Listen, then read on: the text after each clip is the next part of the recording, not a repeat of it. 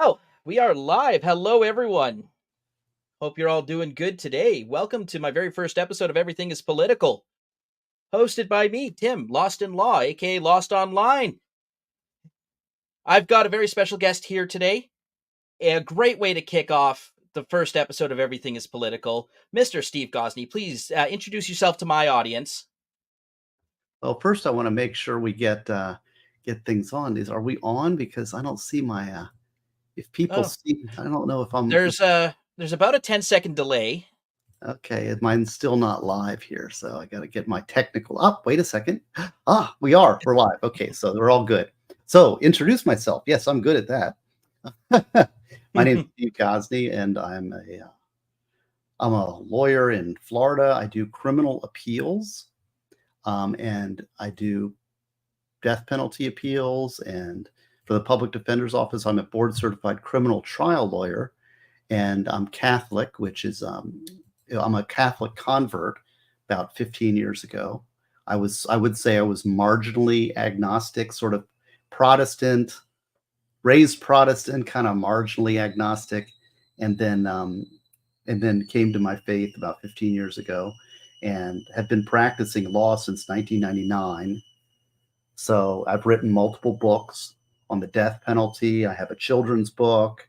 I've got a criminal law book, which has all my law review articles published in a compendium, and a book on my philosophy called Prepare, the Handbook for Individual Freedom, and death penalty debates about the two sides. I'm working currently on a book called Death Penalty Designs, which will be a training manual for death penalty appellate attorneys for Florida. It's very specific. Probably about 40 people on earth are interested, but I'm doing that for work. And so that's kind of, this is my fun. I stream for fun, for hobby, and you would happen to invite me on, and I thank you for your invite. And And thank you for gracing me with your presence. I got all my good chatters like Bella the Bayou and Slidey Pie and Biff Franz, and Shane got here. Shane just in time, and so Yep. all chat, lovely chat, and my people, thank you. So we're joint streaming this, although you're the host, so I'm going to let you take the lead. Yeah, and thank you very much for accepting the invite to come on. This all came about because of Joe Neerman's 24-hour stream. He was doing his celebration for his daughter getting engaged, planning the wedding. So I happened to hop on. Joe and I got into a very deep discussion about religion, religious beliefs, and at the time he remarked, "Oh, if Steve was here, he'd have a good chat with you." And that was kind of the spark, the inspiration. I saw that you jumped on later in that morning, and so Joe had brought me up a little bit to you. Um, and I loved your first reaction to Joe telling you of my religious beliefs, which we'll get into in just a second. But Sure. Just to get the intro out of the way, that's kind of how all this came about. And I'm very, very thankful that you've accepted this invite to join me on here today. Well, and I have lots of friends with lots of different faith structures, I should say. I don't know how you'd say it, but lots of different beliefs. And I find differences are very helpful and clarifying when they're done with a mutual respect and with a quest for truth. If we're on that page, and I love discussing things with people, my faith and others, and it's not a judgment on anybody. It's just I like having discussions. I've got several close friends who are, I'd say, agnostic, and I have a couple Buddhist friends, and I mean there's lots of Protestant friends, and so it spans the globe. But anyway, that doesn't get in the way of friendship. We're all here to try to struggle with our own existence and our own faith, as it were, and what is true. So that's what we're talking about. And the fun thing about bringing your beliefs onto a discussion show like this, it's so dangerous to get into just a shouting match with everyone. I'll just pull this a little closer. You can hear me better. You can get into a shouting match, and it can get very personal. And I've explained this 100 times on Nick Rekieta's show, and on Joe's show as well. I am a former political operative. I'm retired now because politics is such a blood sport. It takes a lot out of you mentally. But I've become accustomed to being deep in political debates with people and still trying to remain in that realm of, okay, let's keep it respectful. We're not here to hurt each other or hate each other. I do truly believe that through discussion and honest debate, you strengthen your own position. You learn what the other side uses to counter, and you can say, okay, so that's what you came, that's how you countered my argument. I can think of another way to structure my argument and make it better. You may learn something. I'm not out to change hearts and minds, especially not hearts. They're the hardest thing to change in a whole wide world, is changing someone's heart. But through the quest for truth, and I've always thought of, when someone asked me, you go to law school and you go into your first year class and the orientation, and all the profs and the dean of law greets you and they ask you, so what does law mean to you?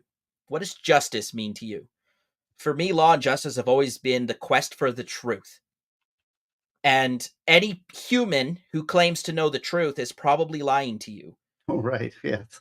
Again, Well, knowing the truth well, 100%, that what I know is 100% true and cannot be questioned or wrong, yes. Well, that's right? the ultimate faith, isn't it? Well, I when I was talking, I was telling you before we started about I was on the radio for a while, and we'd have harassing callers, and actually I hosted that show for a whole week once. It was a 3-hour show after the Limbaugh show in our local jurisdiction, and I did a whole week's worth of 3-hour shows, and I had to come up with some rules about talking. One of the things I talked about is rules for talking about people whom you disagree with. And I thought that I kind of came up with 3 fundamental precepts. One is that you're always respectful and not resort to ad hominems. Try to avoid that, or at least be cognizant of that, right? That we're here on this journey together, and try to respect the other as much as you can. Occasionally you can get rhetorical. But the next thing is that you should also be in a mutual quest for truth. And like you said, it may be perfect truth is unattainable. I think we can agree on that. But yet there is an arc towards truth and there's an arc away from truth. There's falsity. So there is truth and there's falsity.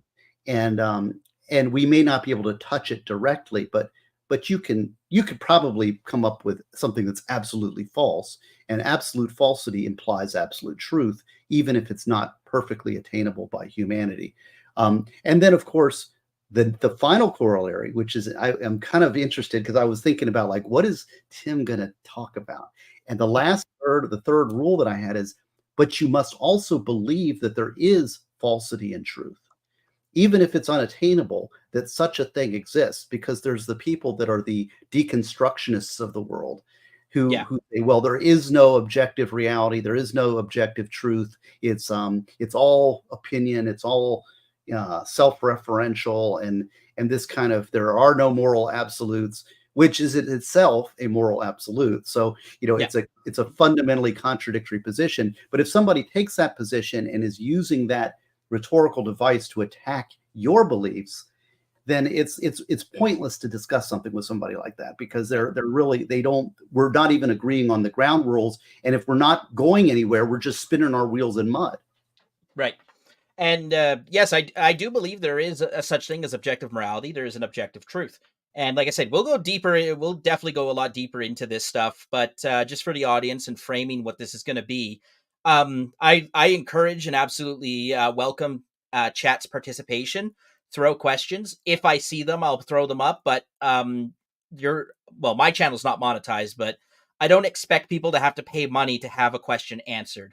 I think that sets a bad precedent. Yes, I Um, agree with everybody except for Andrew Branca, who has to pay at least $10 to have his answer ready. Because I think you also need to live by your own rules. yes. So, but if I see them, though, obviously the nature of chat is that it moves very fast. If I I catch love one and I that. want to answer it, That's my favorite part of the whole internet. I think it's great, and so I encourage that too. So, but we're having a discussion, but we're just kind of representative foils for for us and we're here talking together. And that's a neat thing about the internet, is there is this participation aspect of it that's really yeah. neat. And where else can you get this kind of conversation? I mean, I remember I was watching I think it was a talk between Jordan Peterson and Bishop Barron. And I'm like, man, to listen to these two genius people talk and have discussions, and very thoughtful discussions. This is this is the blessing of the internet. There's all the Yeah. negative stuff, but Hmm. there's also some great access to these minds, and you can watch them work. So I love that. White I've Rabbit actually here. Hey, White Rabbit. Oh, shout out to White Rabbit. I've met Jordan Peterson in person. He did a Really? huge convention show. He was a guest at a convention. I believe it was a faith convention. I happened to be there with my background in politics. I was shilling for a just a small political advocacy organization, and I happened to bump into him in the hallway because the exhibitors get a backroom pass, so we unload all our stuff and we go out to our exhibition table. And I happened to bump into him as he's showing up for his guest presentation. He said he had a couple of minutes, so we took a photo together, and Wow. I just asked him a couple of questions about um, well, I asked him his observations of people and their faith, because this is someone who's talked to a lot of people in some of their darkest hours, Mm. and he has seen that light that shines through, right? When everything else is dark and hopeless, but that you turn to your faith, and he has seen that light shine through. I don't know if Dr. Peterson is strictly religious as a person, but he certainly has recognized the role it plays in the human psychology. Yeah. Well, then he's a very private person and a very introspective person, and I think he's right for not declaring his faith outright. He because and if you read his book and I've seen his discussions, he has like a 3 hour talk about why he doesn't talk about it so much is Yeah. the arrogance of faith. It's like I find him brilliant. I'm just a huge fan. But he is really just a Jungian analyst, which I don't know how much you've seen of my stuff, but I will plug. Whoops, that's my Go cigar. for it. Go for But it. She and He are these two books by a fellow named Robert A. Johnson. And these books I read in high school are probably the most impactful. Look, they're little tiny short books. Hmm. Most impactful books that I've ever read in my life, and they're basically Jungian mythology. And there was Robert Johnson who popularized Jung, and then there was Joseph Campbell who popularized Jung, and now we have the Jordan Peterson who's popularizing Jung. But it's all basically the same concept. And I'm the way I think, it very much appeals to my brain the way I think. So yeah, and J.K. Buck says Peterson recommended the Gulag Archipelago. Yes, and that is a fantastic book to read. Everybody needs to read just at least the first maybe 10 or 20 chapters of Gulag Archipelago, which are short chapters, because once you kind of get into it, you get the feel for it. But that is a powerful book. And yeah, David Nelson. So there's a joke about cigar because my wife hates it when I smoke a cigar. It's like she hates that. Mm. So this is going to have to be like an $800 cigar. But when I start raising money for one of my next children's book, probably My Difficult Dog, I'm going to have to figure out a way to do that. But it's here. And I told her, I said, because my wife got this for me, and I'm like, she hates it when I smoke a cigar, and I only smoke a cigar like once every long, it was 10 years before the last one, so and I smoked Yeah. two recently, and she's like, stop it, and I said, how about $500? Would you allow? She's like, no. So I said, well, what about $800? So $800, Yeah. yes. Negotiating. At some point, this will be auctioned off. Maybe when we have a big fundraising stream. But anyway, that's what I don't know. A little side interlude. Sorry about that. Oh, no worries, no worries. Man, I am the king of getting sidetracked. Ask my chat. If you ask my chat, I will go on a like 20-minute tangent because of something someone said in chat that was like a half a joke. Brilliant. Yeah, So absolutely. I think we're going to go into our the first official question I have for you, and of course there will naturally be follow-up questions that come up from that. But what is the source that you draw your moral or I guess religious, moral and religious beliefs from? How would you say it developed within you? Well, that's a very good question, and it's in my book Prepare, actually. Um, and very good question. I think my source of faith comes from, I'd say, a couple places. First of all, my entire life I've been dedicated to what I say is the truth, right? Finding the truth, seeking the truth.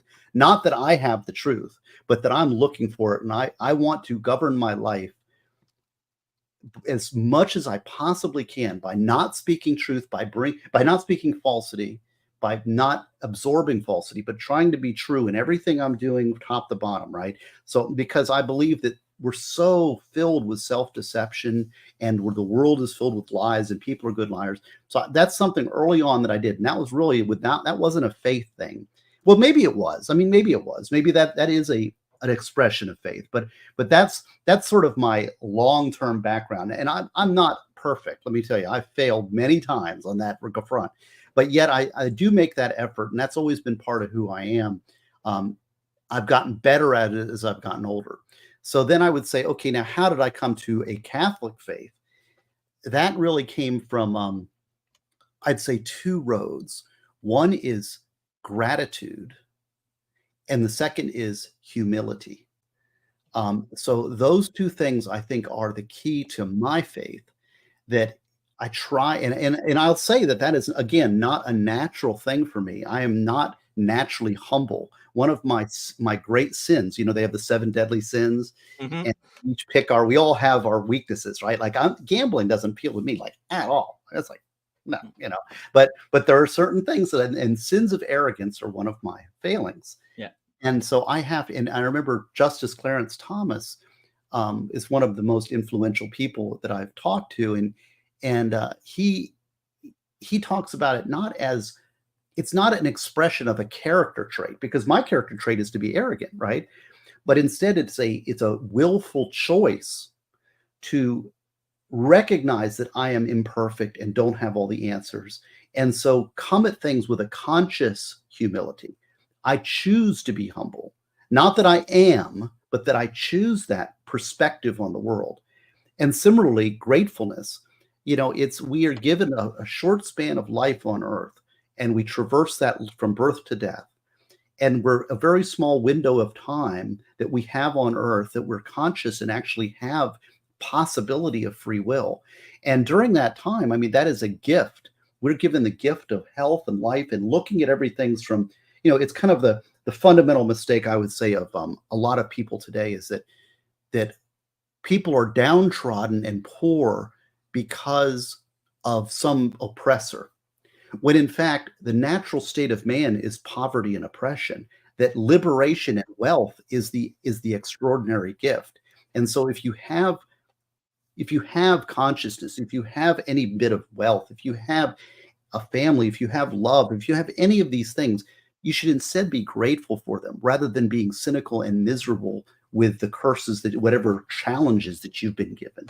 Instead, look at the gifts and the blessings that you've been given, and look at them positively. So those I would define my two sources of faith are those two sources, with a grounding of truth as best I can discern it. And so, was there a time where you considered multiple other faiths before settling on your ultimate faith? Um, or was it a picture that sort of emerged and you then chose like a line of best fit, if we can get statistical with it? Yeah, funny here. Let's can I don't know. You could let's go, Brandon. He's in the chat. See, he knows my money weaknesses, and he's a fellow Catholic, I think. And he says sidecars are my oppressor.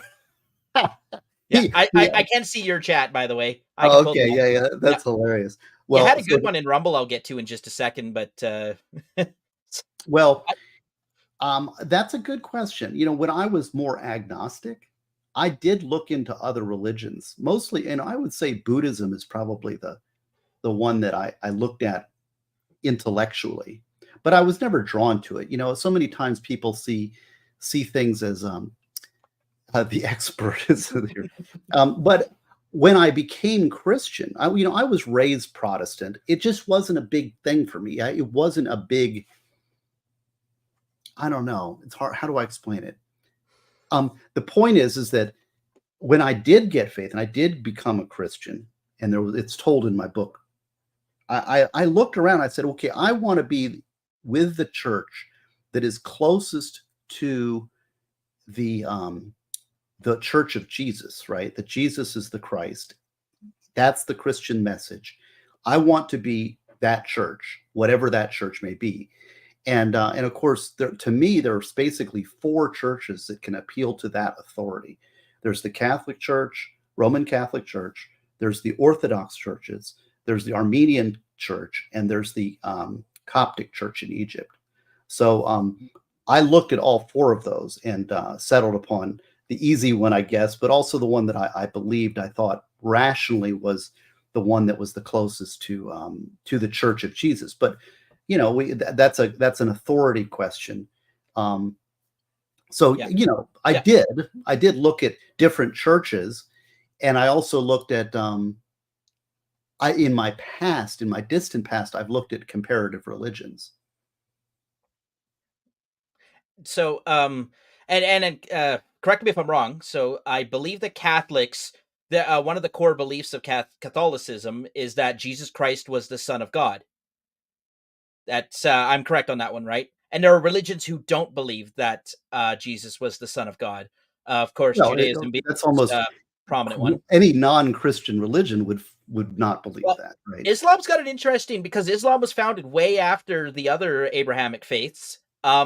They believe that Jesus was a prophet, similar along the same vein, like a divine sainthood, their version of sainthood. But I'm not entirely sure. And if there is an Islamic scholar in the chat or just someone who knows the answer to the question, they can correct me. But I don't believe they core to their beliefs is that Jesus was the Son of God. They treat Jesus as this a prophet, right? Someone who heard the word of God, but he himself was not divine.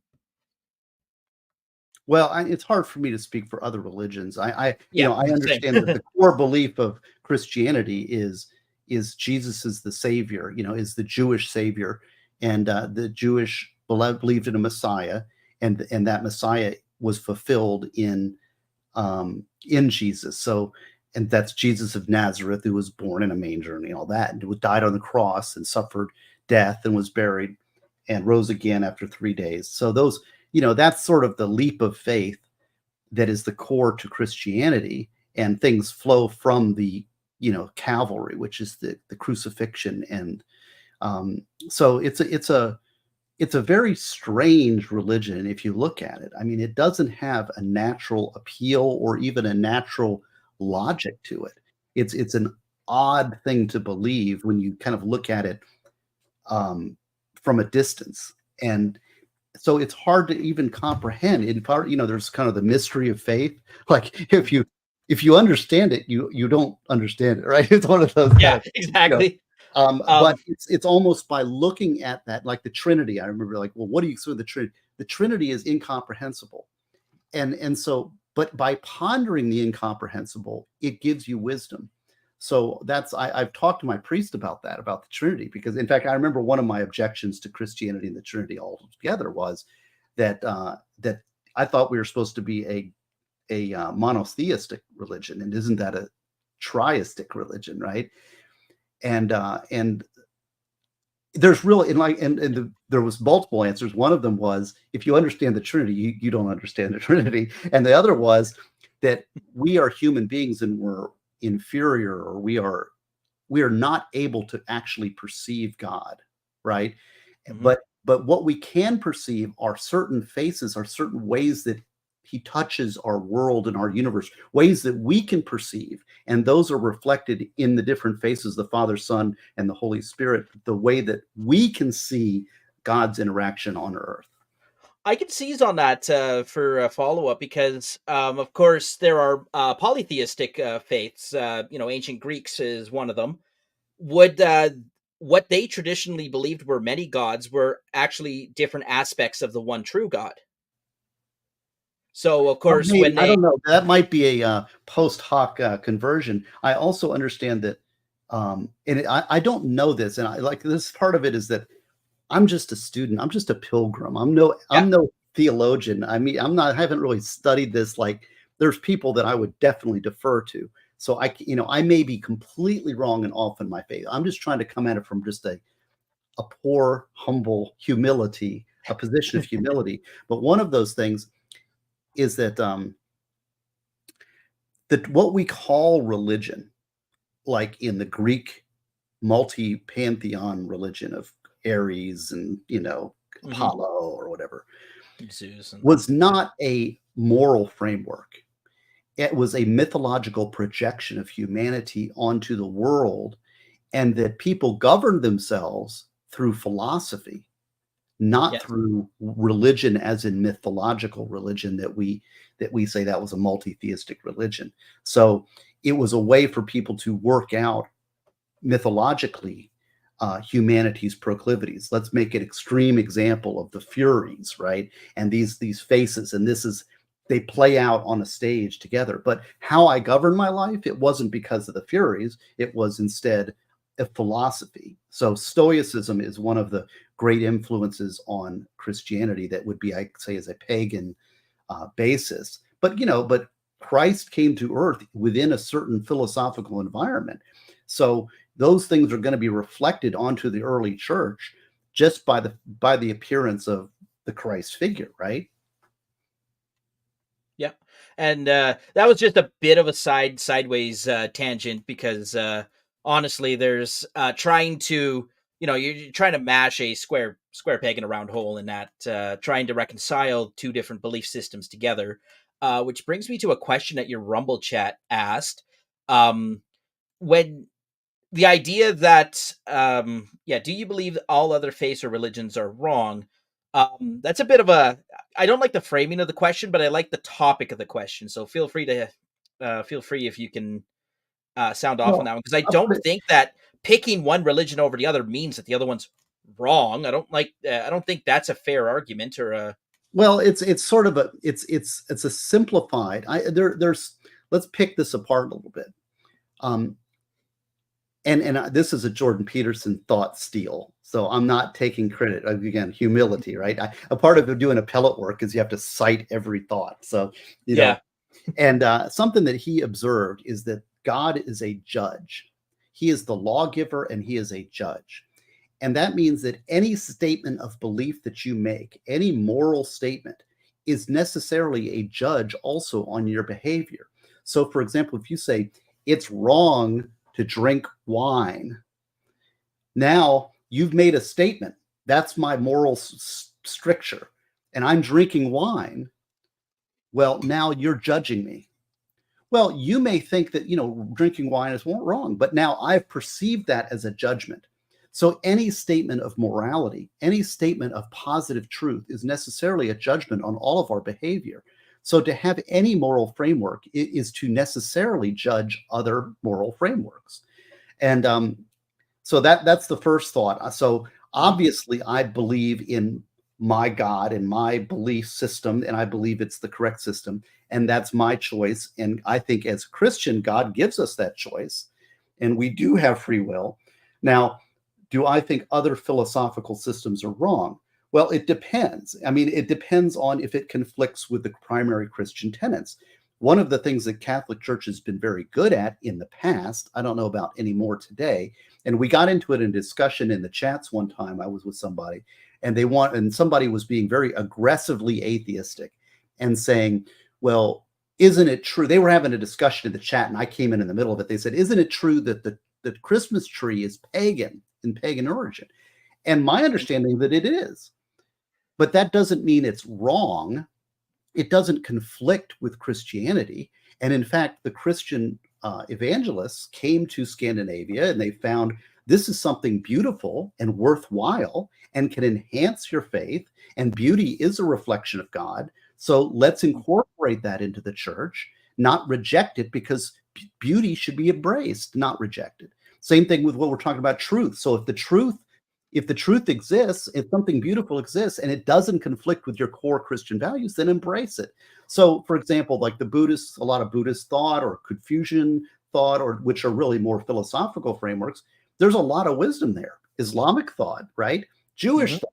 There isn't necessarily like not everything conflicts. Now there are things, there are core tenets that do conflict, and in which case I'm going to say I'm right and you're wrong. All right, but that's my faith, and it's not Mm. provable as a matter of science. It's simply a Yeah. matter of belief and choice.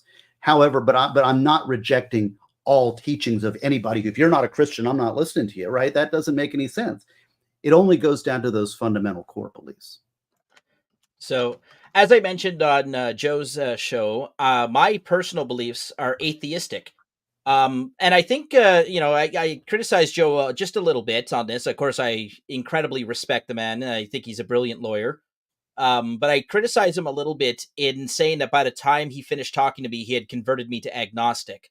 And I think Yes. that I he's think making, that's yes, I'm well, and I'm not, I yeah, think my agnostic I was if I was gonna say anything I was basically agnostic. I mean, I think, because I think to be certain of your atheism is to basically have a denial of, it's a stronger faith than the faithful, right?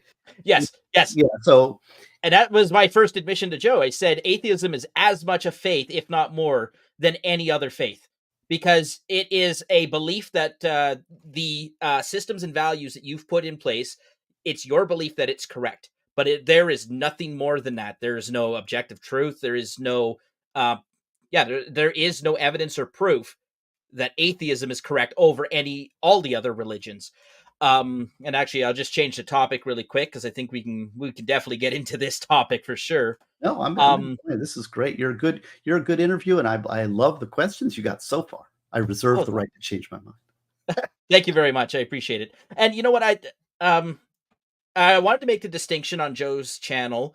There's militant atheism and then there's atheism. Militant atheism is about going after people and saying that your religion is silly, you're stupid, and you're wrong. There's a couple. I think Richard Dawkins was a militant atheist. He would actually openly criticize people who had faith. Lawrence Krauss, I think he's a physicist. He's done a couple of debates with religious leaders. I haven't read his book though, A Universe from Nothing. But and then of course Joe started asking me, so then what do you believe happened? What do you think explains the world? And my source, the thing I turn to is that I believe that random chaos can adequately explain everything that has occurred since the dawn of time. There I cite, for example, a study that showed that it was possible under the right chemical composition that you can spontaneously create amino acids, the so-called primordial soup that a lot of us know about. This is very recent research, though. This came out, I think, in the 2010s, and they were able to discover that these essential building blocks of life could be spontaneously created if left alone in the correct chemical composition. Now, of course, the follow-up question is, where did that chemical composition come from? But again, like, I go back to that randomness is the source. And you believe in a little bit of randomness if you've ever used some of the sayings like "you can't make this up," "there's no what a coincidence."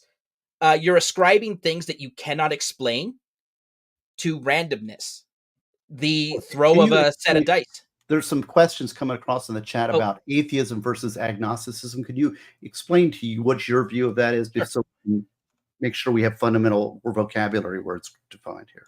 Sure, I'll just change that. And um What is an agnostic versus an atheist? I can't find I can't see the question in the chat, but yes, Well, so what are the agnostics, my mother is agnostic. She believes that God exists and that he controls the world, but not through the expression of any faith. She's not a religious person. She has no belief system that, one is, these are the sets of codes that I must abide by. God to her is, and honestly, Steve, religion is the most individual fundamental expression a person can make because it is what it is to you. So there's a such thing as Well, I non-practicing don't know if Catholics. I fully agree with that, but Okay, because there's a difference between non-practicing Catholics and people who, like, perhaps they haven't turned their mind to it either. We often use this expression in law: "Have you turned your mind to the risk?" What was the risk foreseeable? Some people just simply never turned their mind to this question. They don't need to answer this question to live their lives. But it's not a rejection that God exists, and that would be the agnostic portion, right? Atheism is a rejection that God exists and is a divine being. Um agnosticism is sort of the and people can have agnostic beliefs. That's why I think it's not simply a lack of faith, it can be a choice. see, I think that I'm not sure if I accept that definition of Okay. agnostic. Atheist, I agree, but agnostic, I think, is more about basically coming at it from a rational position that A God does not impact or has no impact on the earth. There's no way to disprove or prove faith, and therefore they basically express no opinion. They're open to proof, but they express no opinion as to the existence of a higher being. So therefore they don't, but they're open to the possibility if given sufficient proof. And Hmm. so I think that that is, whereas an atheist says, I affirmatively assert there is no higher power than us. So that's kind of how I do it. Okay. It's almost like being the Switzerland of this debate, right? Just So we're it's, out. We're out. and yeah. and See, I honestly, think like the not problem having an with that, opinion is a valid opinion. I mean, saying, "Look, I don't know the answer, and I don't want to pretend that I do." yeah, but see, but here's a fundamental error there that is being made is that, like you were saying, they have no need to fall back on faith in order to live their life. But I would assert that living life, living a human life, requires faith of some sort. Now, whether or not you have, it is a consciously placed faith. There are choices being made within your mind, whether conscious or unconscious, that are faith based choices. And that faith is placed somewhere. If somebody says, well, I don't have faith in anything, I just make all my decisions rationally.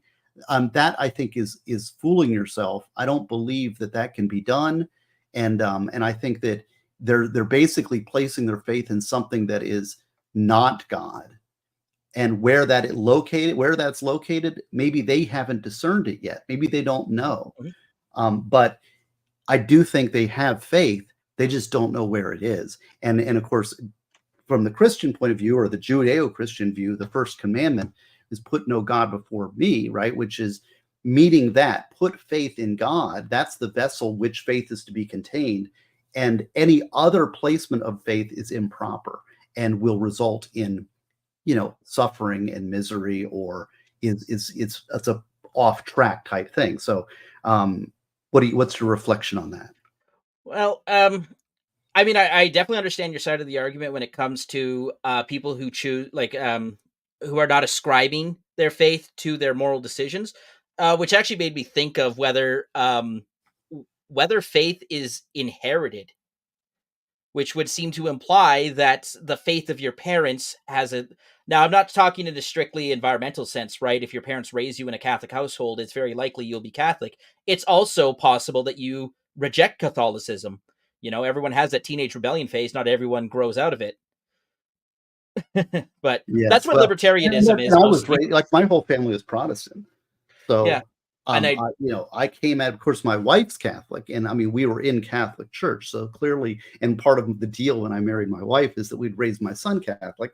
And that was a great decision. I didn't really care. I was agnostic, and I'm like, and to me, I saw value in church based religion. I found value in the morality of the Christian church. I think that our country, our world, the Western world is Judeo Christian in basis.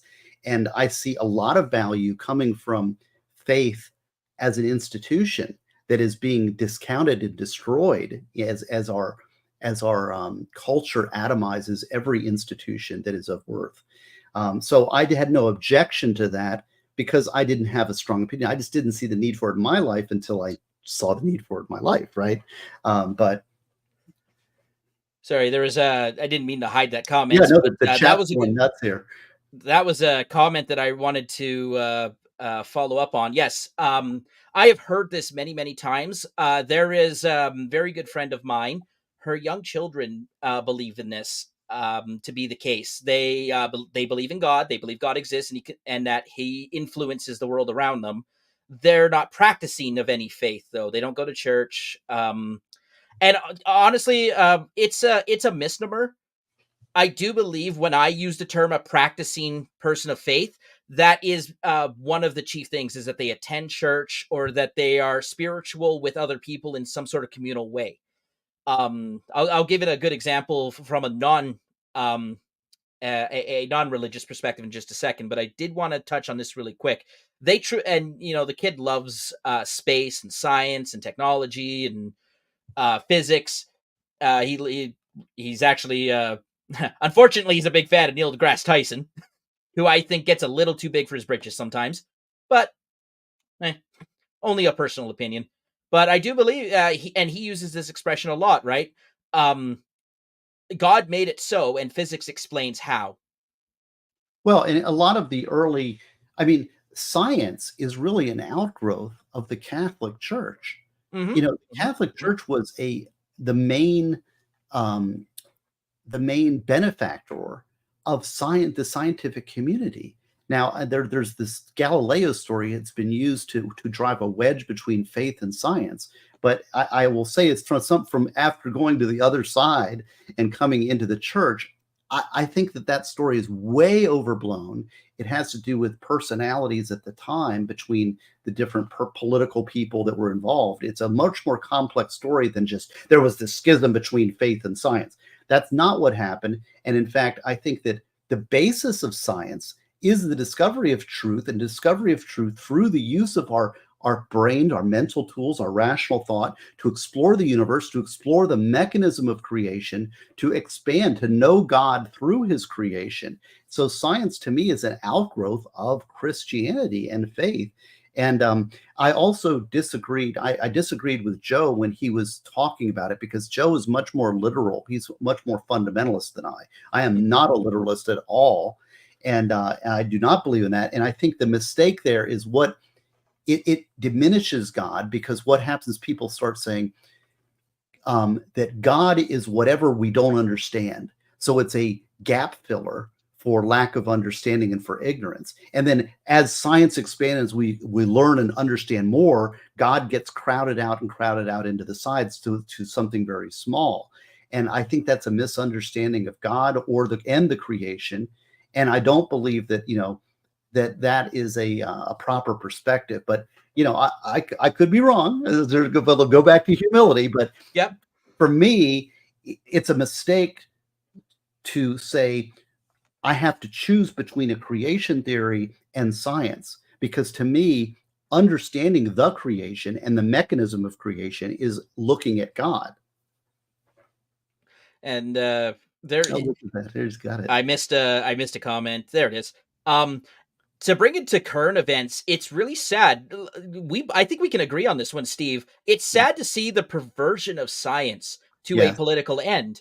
Oh, But goodness. Yes. the name of the show is Everything is Political. I truly believe, and like I said, that's where we're headed to eventually, is when we get into the political debate. But it's important to know what informs those political beliefs. And that's why we start with, okay, where do you draw your moral foundation from?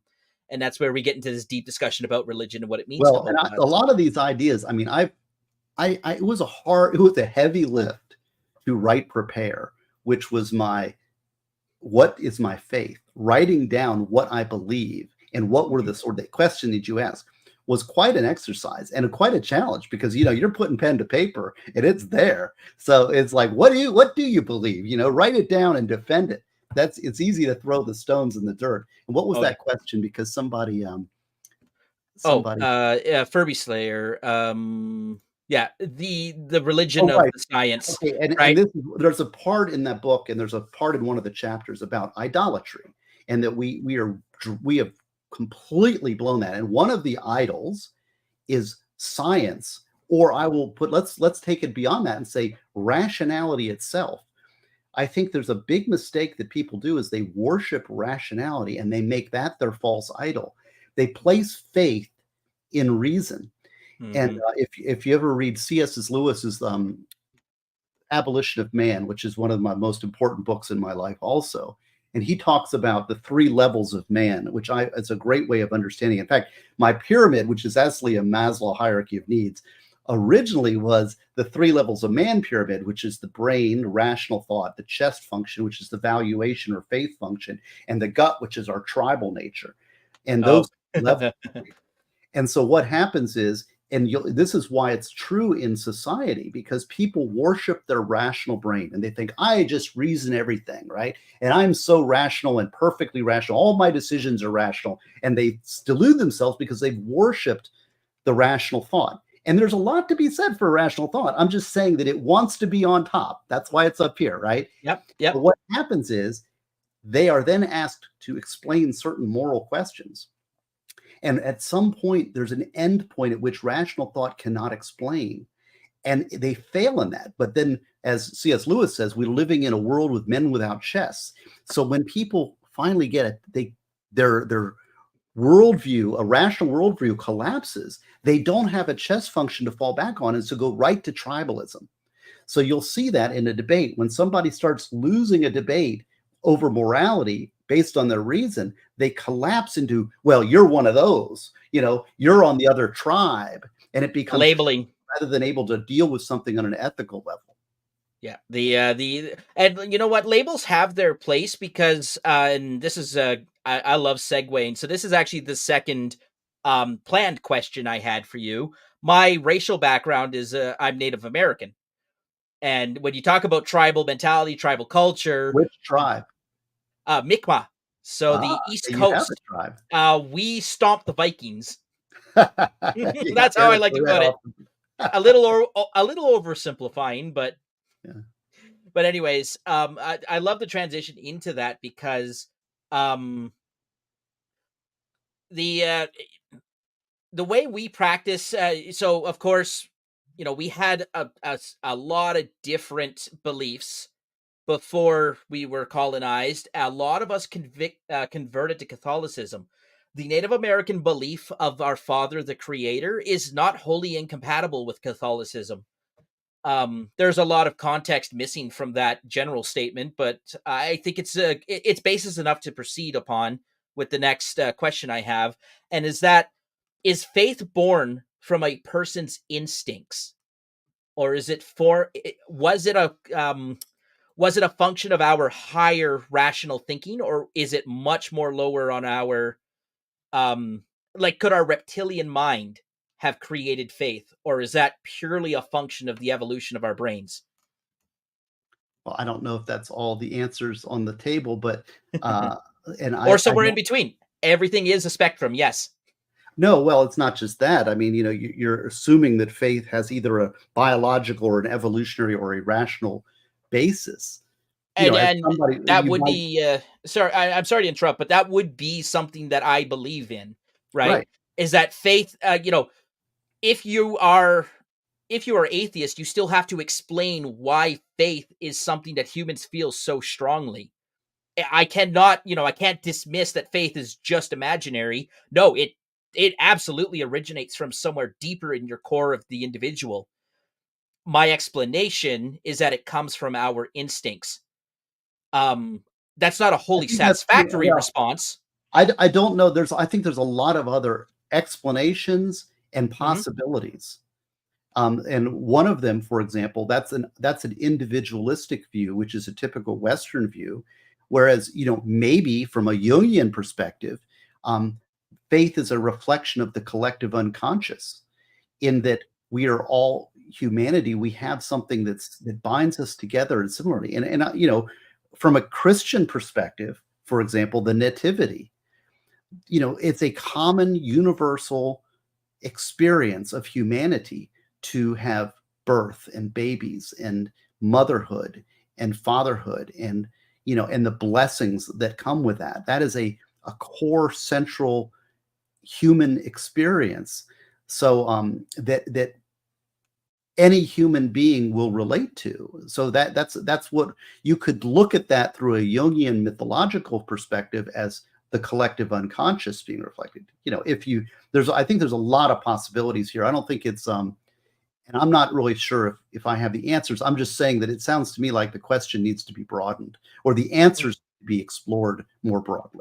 Yeah, and what would be well, yeah, you've explained what your position of that is, and I'm not sure that there's probably an unlimited, there's however many billion people on the earth right now, there's probably that many billion different answers because Well, and I don't know. I don't know if we're able to. It's a very big, broad question. I'm not sure if we're yeah. qualified. I know I'm not qualified. But I'll let you continue the quest. Let's move on because I don't know if that one will get anywhere with that one. But thank you. No, probably not. But then that's gonna. I wanted to transition off of just the faith angle into freedom, Ooh, because you that are is rubbing my erogenous zones. because faith and freedom, I believe, have a very intimate relationship with one another in the human psyche, and Absolutely. you cannot believe. You just absolutely cannot believe that people are happy and naturalized under the boot of authority. It's just it goes against all of the evidence we've seen in society to this point. Every dictator falls, every empire has crumbled. I do believe at their very core, one of them, there's breeding, there's eating and sleeping and breathing. Freedom is the one that comes after. It is it is one of the most instinctual reactions someone can have. Honestly, you can manipulate people really well if you tell them they can't do something. It makes them want to do it. Well, I'm not certain if I agree with that either. Let's go. Let's But have a go with that one. I will say that that is also a very Western civilization based thought and a Christian based thought. Okay. And I would say prepare. Again, people, you don't know prepare. That's this. I'm very much a drag. This entire question about what is individual freedom is the entire subject of that book. And it was because I was challenged by one of my atheist office mates to say, who is on the, let's say, more progressive side, are you an originalist, Gosney? And I went through a whole contemplation about what that means and what freedom means, and then applying that freedom to ourselves and to establish a greater zone of individual freedom as an ideal, because I believe in individual freedom as an ideal. But that is a very difficult concept to grasp, and I think that that is an expression, an outgrowth of what I would call Western civilization and Christian thought. Mhm. Because in the Christian conception, God, in my belief and my understanding, is that God wants you to choose Him of your own free will.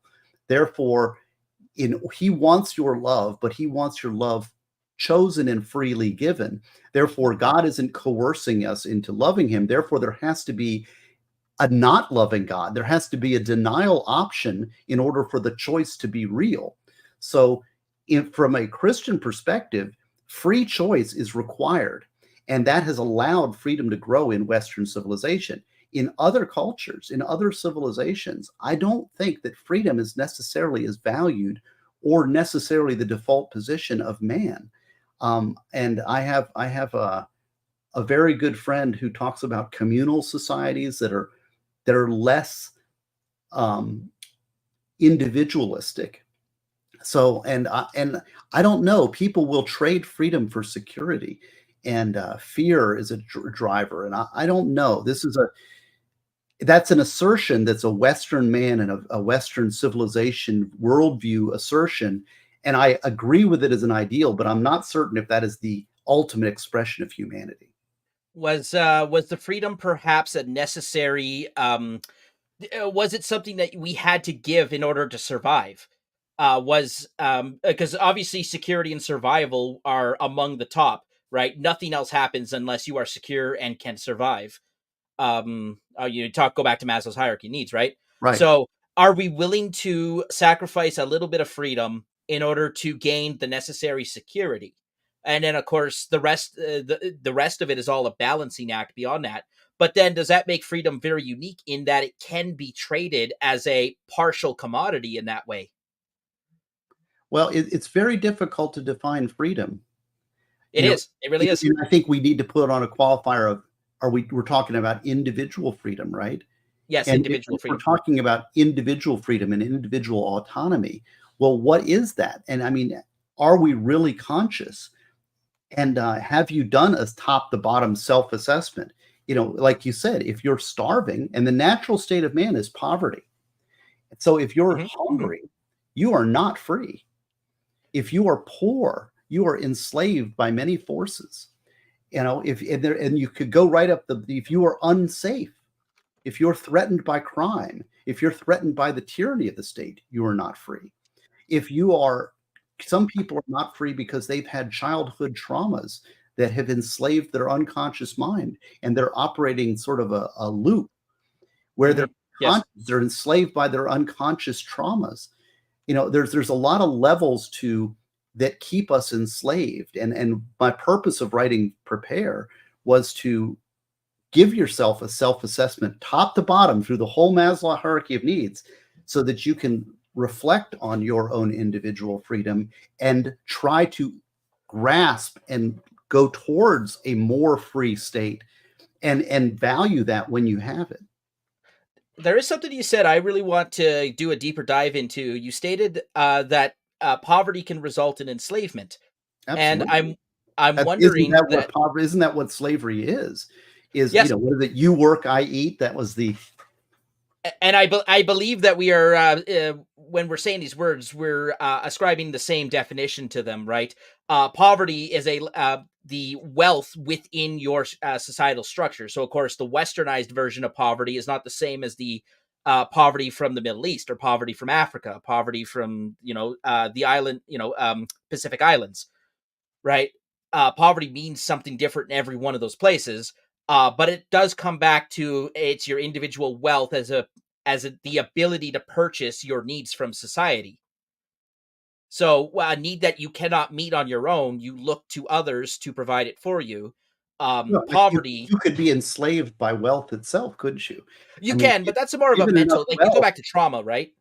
What's that? What trauma? Childhood Yeah, trauma. you But I go mean, back to if you had a trauma. pile of money and your job was to defend that pile of wealth, now aren't you enslaved by the wealth itself? I mean, so it's a very complex question. What is freedom and what is individual Oh yeah. freedom? And we need to be conscious of, we need to be honest with ourselves, and look at it, and see how much freedom do we want, do we need, do we have. Those are all very tricky questions. It's not an easy question. Very tricky. Yeah. Um, the westernized view is very interesting to take because obviously we have our legal system. When it comes to talking about freedom, you cannot talk about freedom without our legal system. There's a lot of people who feel that our legal system is not about defending people's freedom, but it's actually the rule set, the social contract, if you will, on how we take those freedoms away and to what extent. Mhm. I And had I'm a really wondering, good, that was a good essay. I thought it was good. I found, I knew we were going to have this conversation. I thought you might say this, and I had, okay, and it yes, was real. I read the essay, and I can't, but it was, the concept was perfect. And that was the distinction. This is what you're talking about, and you're striking on, which is really important, because we're both, you're a law student, and I've been a yeah, lawyer for a while. And the difference is the rule of law versus the rule by law. Very okay, I know different where you're going things. with this. Just that one little word.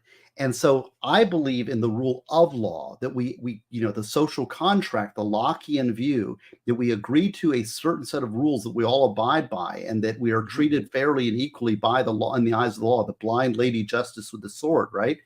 mhm. But then, but a rule by law is different. That means the elites control the mechanisms and the levers of power, and use law as a weapon to control and subvert the populace. That is a tyranny. A Yeah. tyranny is rule by law. Freedom is rule of law. And someone said something very profound to me on a podcast once, and they said, "What's good for them and bad for you is the law, and what is bad for them and good for you is illegal." Well, that's power. That is if you worship power and live your life through a Machiavellian lens of individualistic power, and we are all playing power games, and that's the way the world works, then that may be true. I don't believe that. I don't think that's true, but that is a Mhm. reflection of that philosophy. And this is where the conversation kind of comes full circle because we got into law and freedom. Now, what the law we pull in the moral side of law because laws, right? The social contract is a standard by which how do I'm a little lost for words at the moment because I'm not well studied in philosophy. I did take one class. It was an easy A. the general education requirement. You didn't take a philosophy class. Easy A, man. That stuff's hard. I No, try. yeah, I love the idea of philosophy, but the reality of it is much more difficult. So it's like, you oh, gotta understand that philosophy 101 is just logical contradictions. That's it. Which nothing. honestly, I you quoted should that know those, and I Steve think it Martin should said, be I learned, mandatory. I was his philosophy major. Steve Martin said he's a philosophy major, learned just enough to screw up his life forever. There you go. Um, so, anyways, I do sometimes I struggle with the correct terms and words to describe what I'm thinking, but I'll do my very best um to just kind of lay it out. Um, the social contract that we've all signed from birth to live in society amongst one another, that fabric that we derive this from. So, my atheistic beliefs would seem to imply that there is no such thing as objective morality, and I would say that that's not true. Objective morality exists. All humans are born with this fundamental idea of right and wrong. They don't always know it, but they can feel it. It's not a word you can express. It's not a gesture you can make. But there are things that feel right and things that feel wrong, and that's why it's still compatible to believe in objective morality and still reject religion as the source of that morality. I throw it over to you, Steve. How has religion shaped your moral fiber and apply that to the system of law we're under now? Does the law accurately reflect the social contract? And if not, where are the deficiencies? Wow, I don't know if I can get that last one right. I don't. That's a complicated question. Let me go Yeah, back a yeah. little There's bit. a I can talk more objection compound personally. question. Yeah, it was a objection, Your Honor, compound. Um, so I'll answer the question I want to answer, Okay, not the one go that. for it. Go for it. Well, you were asking about. I was a lawyer before I had faith, and I think a lot of lawyers worship law as an end of itself. That's another idolatrous concept. Um, so you were saying, how does the faith? What was the question? The one before the last. How did the faith? Right. So, your faith, how does it inform the moral code that law derives from? Right, that social contract. How does faith factor into your social contract? And does the law, as it is currently, accurately reflect that social contract? Well, it depends if we're talking rule of law or rule by law.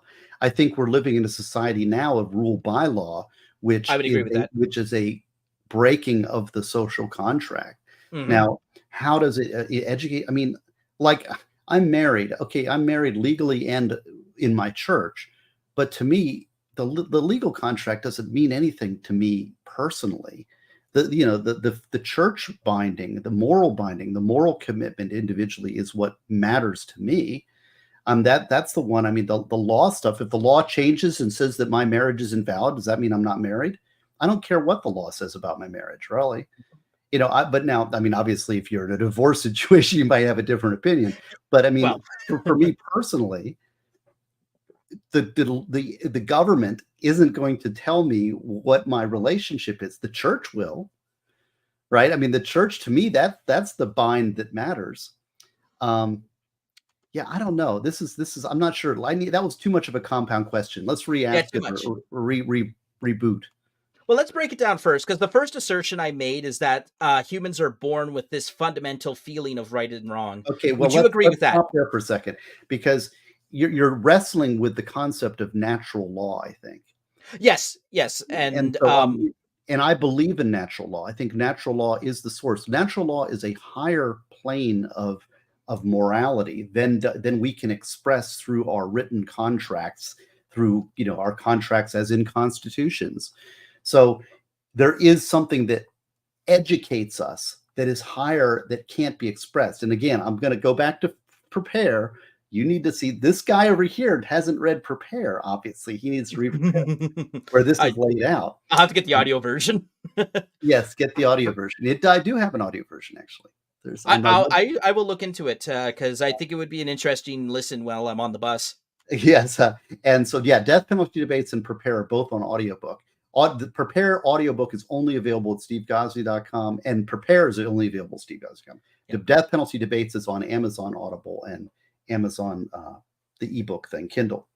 So Yeah, so prepare. I talk about this about natural law, and natural law is something higher. Okay, so now what do I mean by that? Okay, and here's I think you remember I talked about humility. We are limited. I go through it and prepare. We're at least 7 steps away from reality. As we exist as human beings, there is a reality, there is a truth that exists, and that is the universe in its operation over time. So that is the truth. But we are at least 7 steps away from that truth and from understanding that truth such that it's unattainable for us. So the implication of that is that absolute truth is not attainable or understandable by man. And so I have to accept that, because this is what a lot of, again, the rhetorical question that this deconstructionists like to say is, well, give me a moral absolute. Say it, put your stake down and defend it, right? So I believe in moral absolutes, and they're saying now enunciate one so that I can attack it. But the problem is that that exists on a plane that I can't access, because it's at least 7 steps away from my reality that we exist, and we communicate through symbols, and where minds are limited, and the world is infinite, and there's so many things that keep us from stating that absolute truth that it's basically unattainable. Now, like I said, there are things that are arced towards that truth, better representations and worse representations.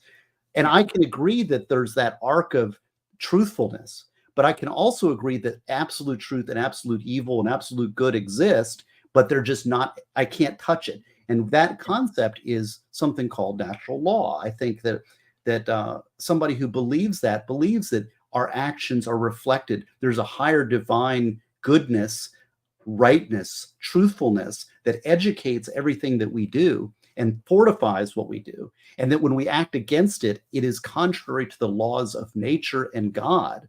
Now, when you say, the easy example, of course, is the Hitler example. It's like, well, if you made mass murder legal, does that mean it's good and right? Right? Just because we say it. And Yeah. you see that all the times. I mean, you see people saying, I want my sinful, I don't know, marriage blessed by the church, because if I get the church to bless it, that means it's right. So I'm going to force the institution to give me something, the answer I want, and now that will give me moral certainty. That will make me right with the world and morality. Well, you can throttle institution and force it to generate the result that you want, but you're still not right with the overall moral framework. And so it's never going to be fully satisfying. And that I mean, law has changed. What is legal is obviously that's a great question all in on all of itself. I'm glad you brought the term natural law to my attention. I believe when I emailed you, I had used that term, and then I seem to have lost it in my vocabulary somewhere. Well, it's okay. It's like the struggle. We're struggling together, right? I don't know if this is a struggle session, though. I don't think that's Fine. I'm that. enjoying it. It's a great conversation. I really enjoy the conversation. Thank you. I'm glad I'm keeping you entertained. I'm keeping an eye on the time here. I don't want to keep you for far too long, but I certainly don't want to kill the stream because it sounds like we're having a good conversation and chat's enjoying it. What does chat say? Chat, you like us? What we're talking about here? Are we off track or what? Yeah. Well, and you get that. That's what people want. They think that law is a source of morality. Therefore, if I make something legal, that means it's right.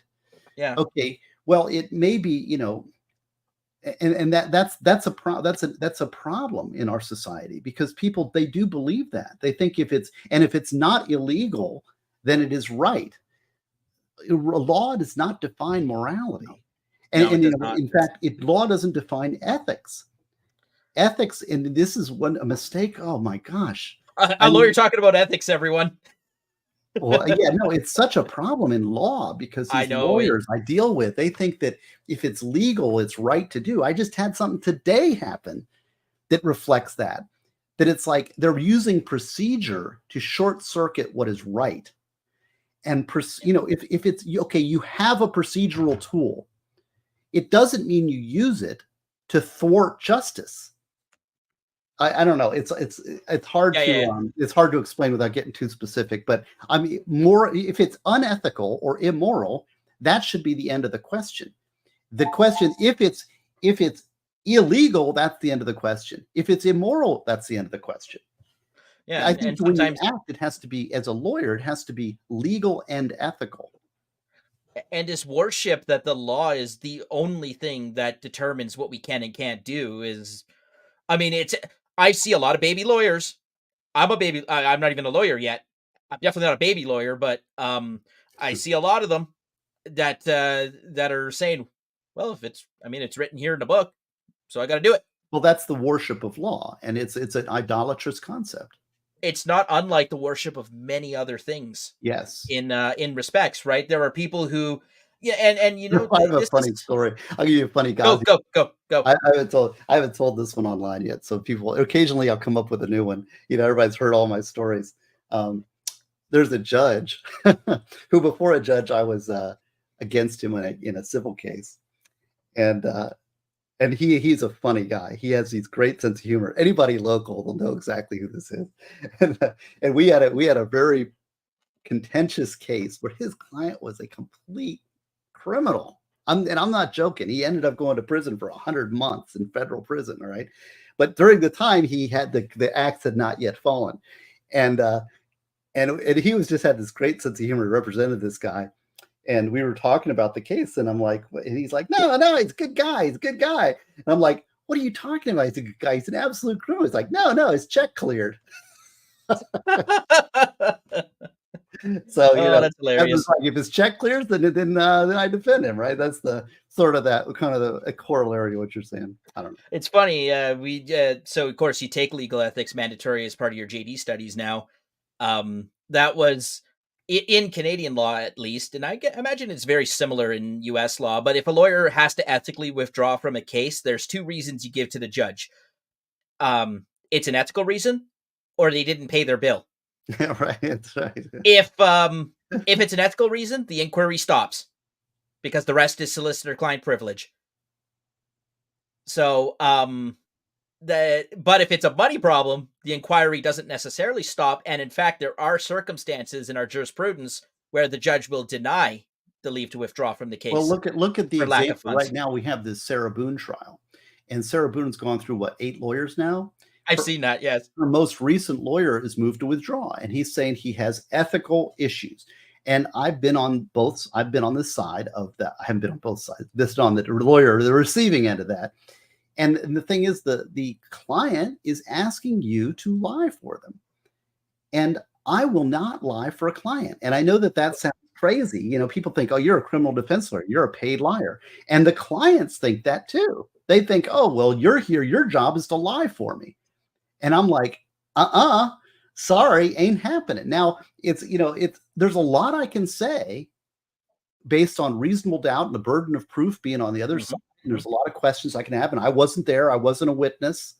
And there's a wide space of argument that I can occupy as a criminal defense lawyer advocating for my client.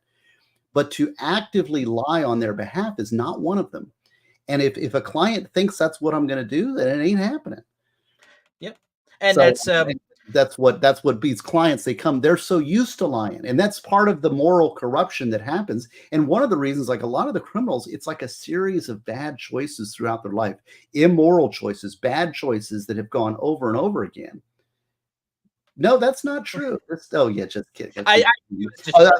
Shane, I was going, no, that's not what I'm saying, but it was Shane. No.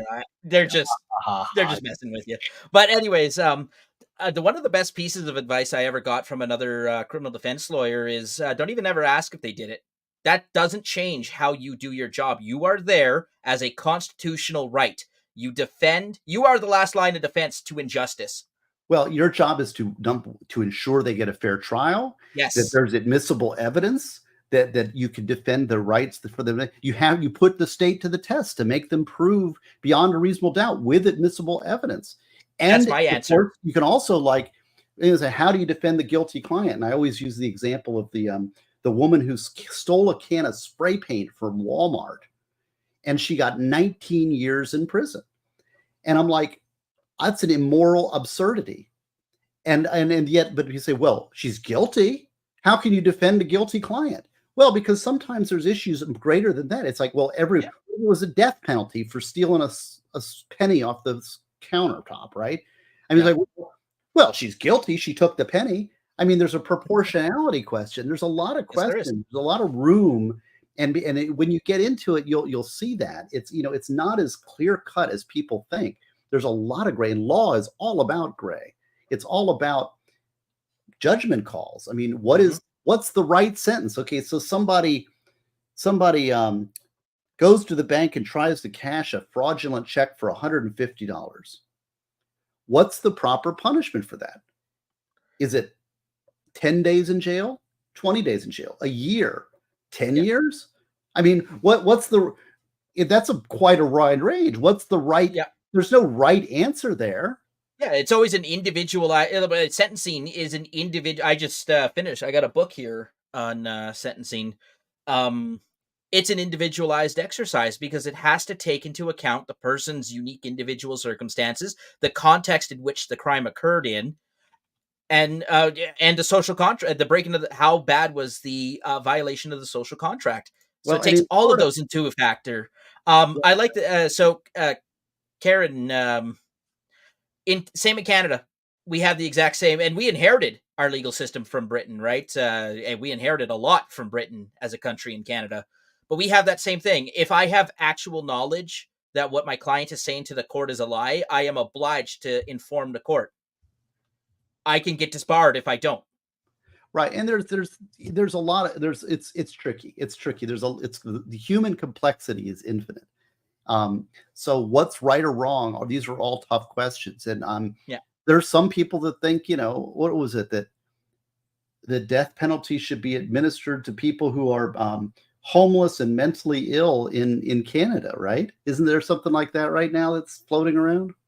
Ooh. And I mean, honestly, it feels like a death penalty, doesn't it? Yes, a medical assistant in dying. It's called MAID. Now we just the Trudeau government kicked the can down the road. They've delayed its implementation. So um I think Congress has a similar function too. You can like pass a law, but you can delay its implementation. And new evidence has come to light. Perhaps you wanted to study its impacts a bit more, so you pass the law, but you don't actually well, yeah, the president simply doesn't sign it into force because it's not force until the president signs it, correct? What does that make it right?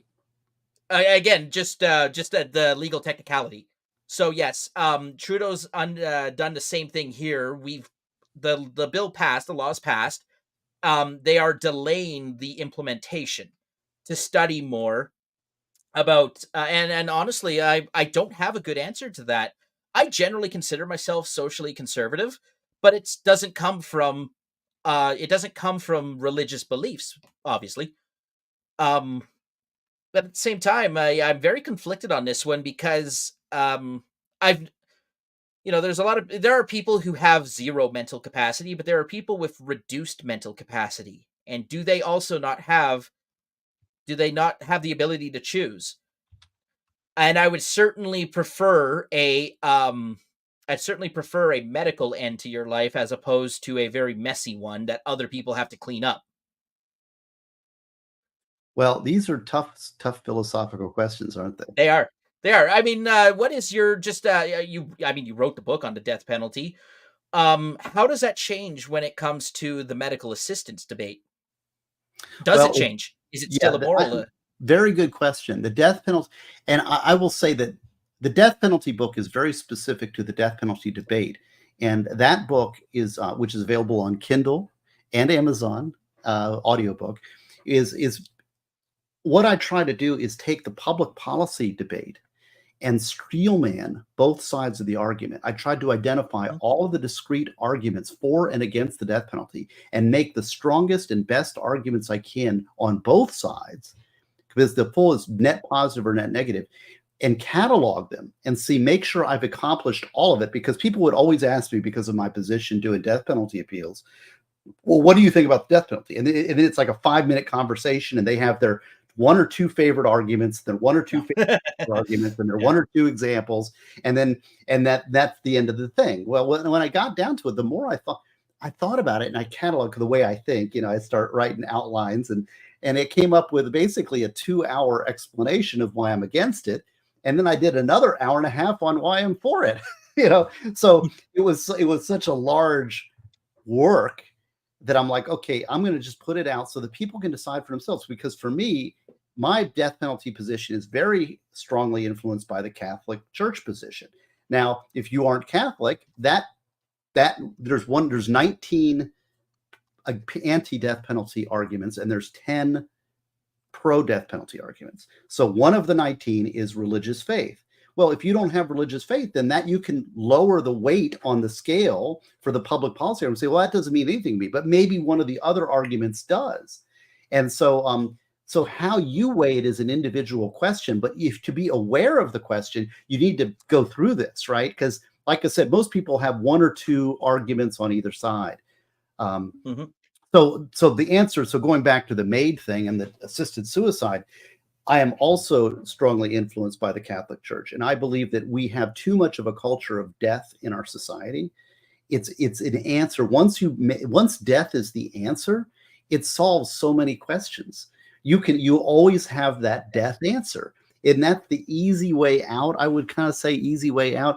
It's easy. It's an easy as well. Just kill them. Just kill these people. Kill these people. That's a problem. Kill, kill, kill, kill. And you spiral into a culture of death. So I think it's incumbent upon us as moral human beings to weigh in on the side of life whenever possible. And that goes beginning, middle, and end. And a lot of times we forget about the middle because we're always concerned about birth issues and death issues. But there's also a pro-life middle section that we also need to emphasize. And I think Pope John Paul II was very good on that. So I believe, and I think that there is something to be said, even if you're not a believer, to understand that the culture of death is very easy to perpetuate and to spiral out of control. And so we need to make every effort as human beings to fight against that human tendency to solve questions with death. And I'm sure this argument, like I said, unfortunately, I haven't had the pleasure or honor of reading your books, so I'm sure this has come up. I would say the argument I advance primarily is that those who don't value life have forfeit the value of their life. Yes, that is one of the arguments for the death penalty. So, and I mean, Canada has not had death penalty. We used to way back in our founding, but we got rid of it, I think, 50s or 40s. We have not had it for a long time. But that also informs my position on MAID, because it's assuming the choice. Okay, we always assume that the choice was conscious and free, right, to end your own life. That's not always the case. But for the sake of this argument, I would like to just make sure we're grounded in those assumptions, because there are some people. I missed something. I missed it. What assumption? The assumption that when people choose MAID, they are doing it consciously and of free choice. Yes, but they're asking for the greater society to endorse their choice. Yes, and so it is an imposition. Yeah, and so there's a problem there in that we're endorsing this. So I don't know. I think that's a very dangerous precedent, especially for a country who thinks they're morally superior because they don't have the death penalty, which I'm for. And then they say, we don't have the death penalty, we're going to kill our old people. I mean, what kind of morality is that? The guilty murderer gets away and the old lady in her wheelchair doesn't? That's not very moral.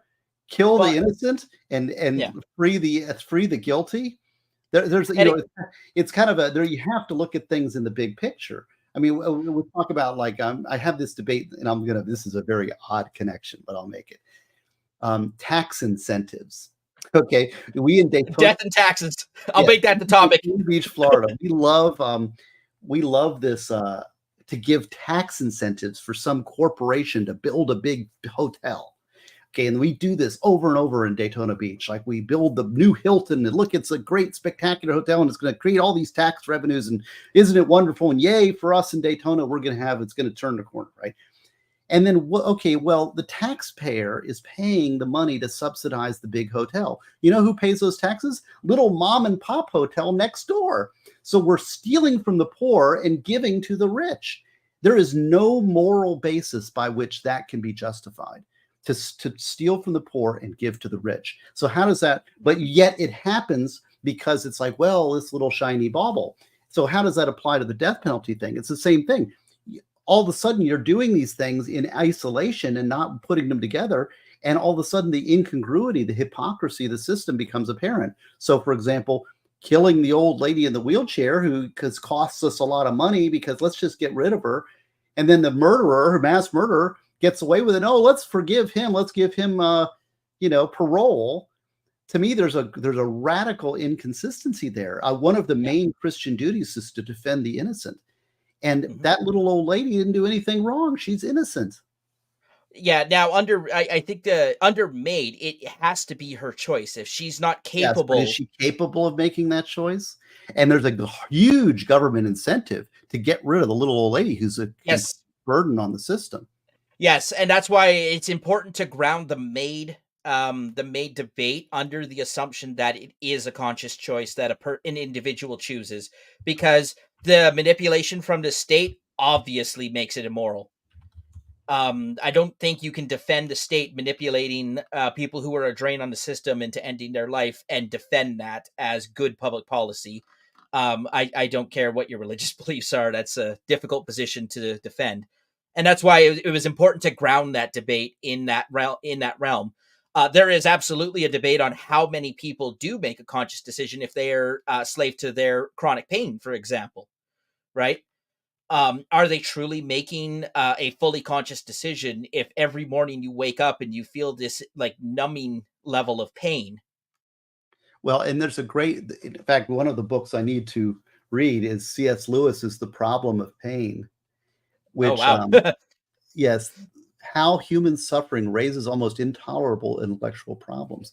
And this is, it's a very philosophical question. Again, Pope John Paul, at the end of his life, fought for every breath. And I don't know if you remember when John Paul II passed away, but there was a vigil outside, and every day that he woke up and survived, there was like a celebration of his life. And Mhm. he fought for every breath because he felt life was worth living, even if it was in pain and at the end. And so he was a living testament to a hero of life. And I really look to him as being, he's a saint in our church. And it's because of the life he lived was worth living. And he was a living testament to the life is worth living. Yes, And I it's do hard. It's remember. I'm hard. old It's enough to a problem. remember. Why do bad things happen to good people? Why is there Yeah, pain? Why is there suffering? These are tough questions. I've always thought that was a disingenuous argument in the faith debate. That well, if God exists, why was Hitler a person, or why do children get leukemia? Right? I think that's always a disingenuous argument.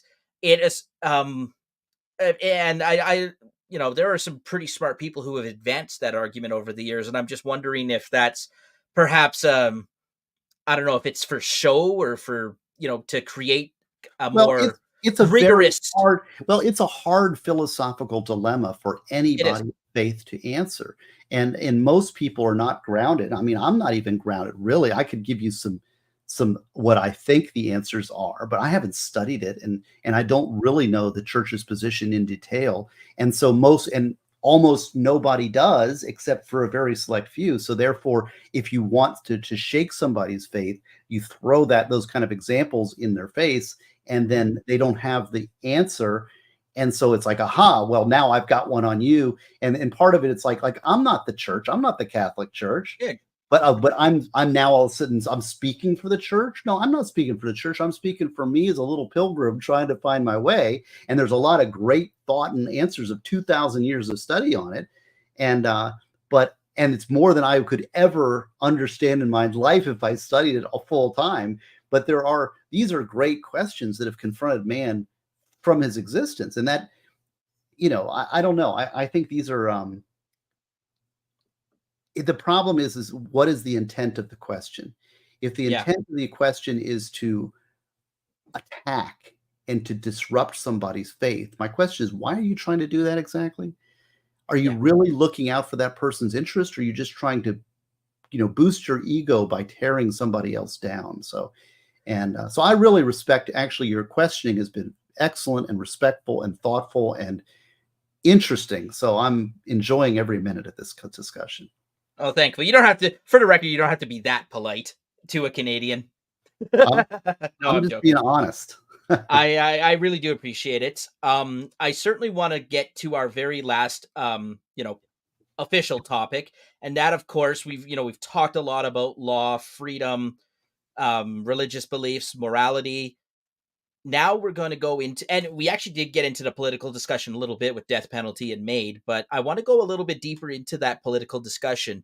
My Something I truly believe is that every decision you make, no matter how trivial and insignificant, is affected by your political beliefs. So first, I'm just going to start with: do you subscribe to a general political uh, belief system? Do you subscribe to a certain label? I would say. Well, that's a hard one. What I think you said right earlier in the show about there are reasons that we have labels, and that is because it's a shorthand, and we didn't Mhm. get to the why, but it's because there's a Oh, legal shorthand. Because I could explain to you in depth, like I didn't prepare about where I'm coming from and how I think. It's difficult. It's difficult for me to say that because then people put you in a box and you yes, can't escape yes. the box. You can say, well, those people believe this. And so, if you've identified with that label, so you must believe this. Well, not necessarily. Okay. So I've struggled mightily to classify myself. I tend to be on the conservative side of things I tend to be, if I was going to say, a classical liberal, somebody who believes in the values of the Enlightenment. I think that the Constitution, the Declaration of Independence, and the Constitution are about as good as we can get in the political realm. Our constitutional republic, as it was founded, was pretty good, and it was educated. We were blessed by having some great founding fathers. I don't think the philosophical and political developments that came after the Enlightenment period have improved things. I think they were a regression. The 20th century was a disaster in philosophical development. So um, I believe, why would you say conservative? Well, conservative, somebody, I believe in practical solutions. I think the test is not whether it's like, okay, I feel that this is a good thing. Well, does it have a real effect that is positive? I don't believe in utopianism. I don't believe that man can be perfected. I believe that man is imperfect by nature. And so we have a set of choices that we can push one way or the other and make better choices or worse. But we can't have, I think utopianism on either side is a recipe for tyranny. So where does that place me on the political aisle? I mean, you look at dangers and I see, well, I think there's our government we're very close to tyranny in this country. I think we're there, and we've destroyed our constitutional republic. And what fills its gaps, I don't know. But those are personal views. Mhm. Uh, how do I respond to that? I don't know. I mean, I don't believe politics is everything. I don't agree with that. I think that's more of a Marxist Leninist type of view that politics infuses, everything. I don't agree with that. Um, but I don't know. I'm just Yeah. ranting now. You're asking No, me to no, no, put no. myself in a box. Maybe conservative, classical, liberal. Maybe. Yeah, and not a box. I'm certainly not going to say, well, this is what other conservatives have said, and do you agree with them? I think, again, a disingenuous argument. But Um, I like Thomas Sowell is a. I love Thomas Sowell. I kind of expected that one. I have a huge. Well, I cite him in my book. I have a reading list on the back of my prepare book, right? Okay. Which actually I'm a big fan of Carl Jung and through the lens of Robert Johnson. Winston Churchill is a big hero. Hayek, The Road to Serfdom, huge. Gulag Huh. Archipelago, definitely. Um, Man's Search for Meaning, Viktor Frankl, C.S. Lewis, Abolition of Man, John Locke. I'm a Lockean, definitely. Oh, yes. Yeah, that's another Um, name I'm very familiar with. so these are I would say those are some of those answer a lot of questions. When I read those books and read those authors, to me, that answers a lot and Hmm. it fortifies my beliefs. I feel like, okay, this is closer to truth than where I am. And so I don't know. And to just go back to why we label things, I've always, I think, because I have a background in information technology and I'm a certified IT project manager.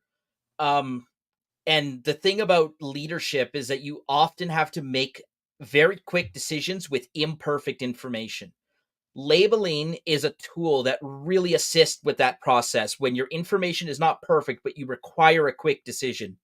Labeling, being able to put things into boxes, allows you to think about them very quickly. You will not always get the correct answer. In fact, you may only get the correct answer one less time than 50%, Well, right? and those generalizations are necessary for us to exist in the world. Oh, yes. And we're all constantly simplifying and generalizing. So Mhm. it's not a sin. It's just our struggle to understand and to refine. Like how I mean, we could talk for a lifetime, and I'd never really know you. In Yeah. how much would I know what's going on in your head? We can when I first start talking to you, you say you're an atheist. Okay, well that puts you in, but then you refine it. You seem like you're an open-minded guy and you believe in truth. Okay, well that's a Mhm. refinement. And then you're saying, okay, I have this view and I have this view. And as we're discussing it, we're working towards, understanding each other better, maybe understanding ourselves better. So those are all, these are I don't like this box putting the way it's tribalism. We say, okay, well, you're in this box. So therefore, if you're in my box, then I listen to you. But if you're in the other box, then I'm not going to listen to you. Like some people, a lot of my friends are pro death penalty, right? I mean, my Mhm. mom is, she's my wife, they're very pro death penalty. My son's not, by the way. He's a good kid. But like, so am I going to disagree with my wife? I'm gonna say, oh, I'm not going to be married to you because you're pro death penalty, or my mom? Am I going to? I mean, it's ridiculous. These are issues you talk about, and love is not dependent. Politics does not determine my love for my wife or my mom or my son, right? No, but have you ever had this conversation with your wife before? And you Oh can skip yeah. this if you want. You don't have to get too personal with it. But there are just things that look we don't want to talk about it because we don't agree on it. Have you had that Oh yeah. conversation Oh, before? absolutely. Yeah. Absolutely, we do. Yeah, we're So political. you know what that I think that's the one of the beauties of marriage is the brutal honesty that you can have with each other, Yes. and you still love each other. But it's from the moment before that brutal honesty to the moment after that brutal honesty, you still love each other equally as much. Um, I think that is one of the beautiful aspects of marriage. And coming from being Drexel's producer, he is not a fan of marriage. I think is to put it lightly. Here we got one of your calming the chaos wants to see my guitar. Right? Oh yeah, yeah. That's a yeah, Look at that baby. shiny. That's a CF Martin D41. Beautiful. Yeah. Tracy is a regular on my channel. When I was doing That's a Rickenbacker 4003, and that's a Brooklyn Spectre. I don't know if you know what a Spectre bass is, but that is my number one. This is my number two bass. I'm a bass player, really. Yes. she seems to know, but yeah, Tracy's been a regular guest on my channel for a couple of my law related videos. The problem is when you're a law student making law videos, you don't have a really strong source of authority to come from. The angle I was playing was kind of like the common understanding of the law to the common man, but that I think that one lost steam. Lost a lot of steam. But Tracy has There's helped. a lot of people doing law stuff, and I backed off doing. I do stuff that I want to do. This is a hobby, and I'm Yeah. enjoying my hobby. And like I get to meet, talk, have these interesting discussions with somebody like you, and I got people like KLI who read my book, and he says I've been strengthening my arguments. And this is the thing: death penalty debates. If you want to really make your own decision and understand all the arguments on both sides and be the best debater on the death penalty, get that because some people might know the person who challenged me on the death penalty. And so it's Oh. like, okay, well, we'll see.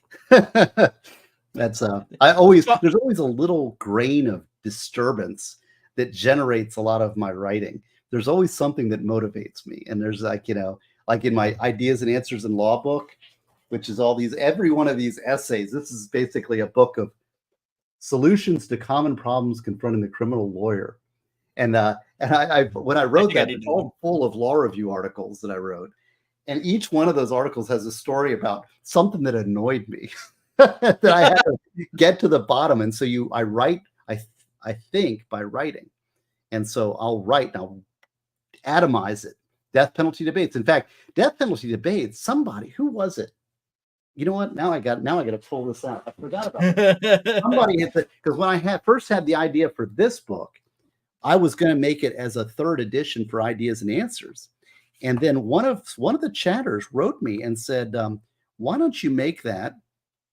Yeah, here it is. It was Sabern Jacks 1. Sabern Jacks 1.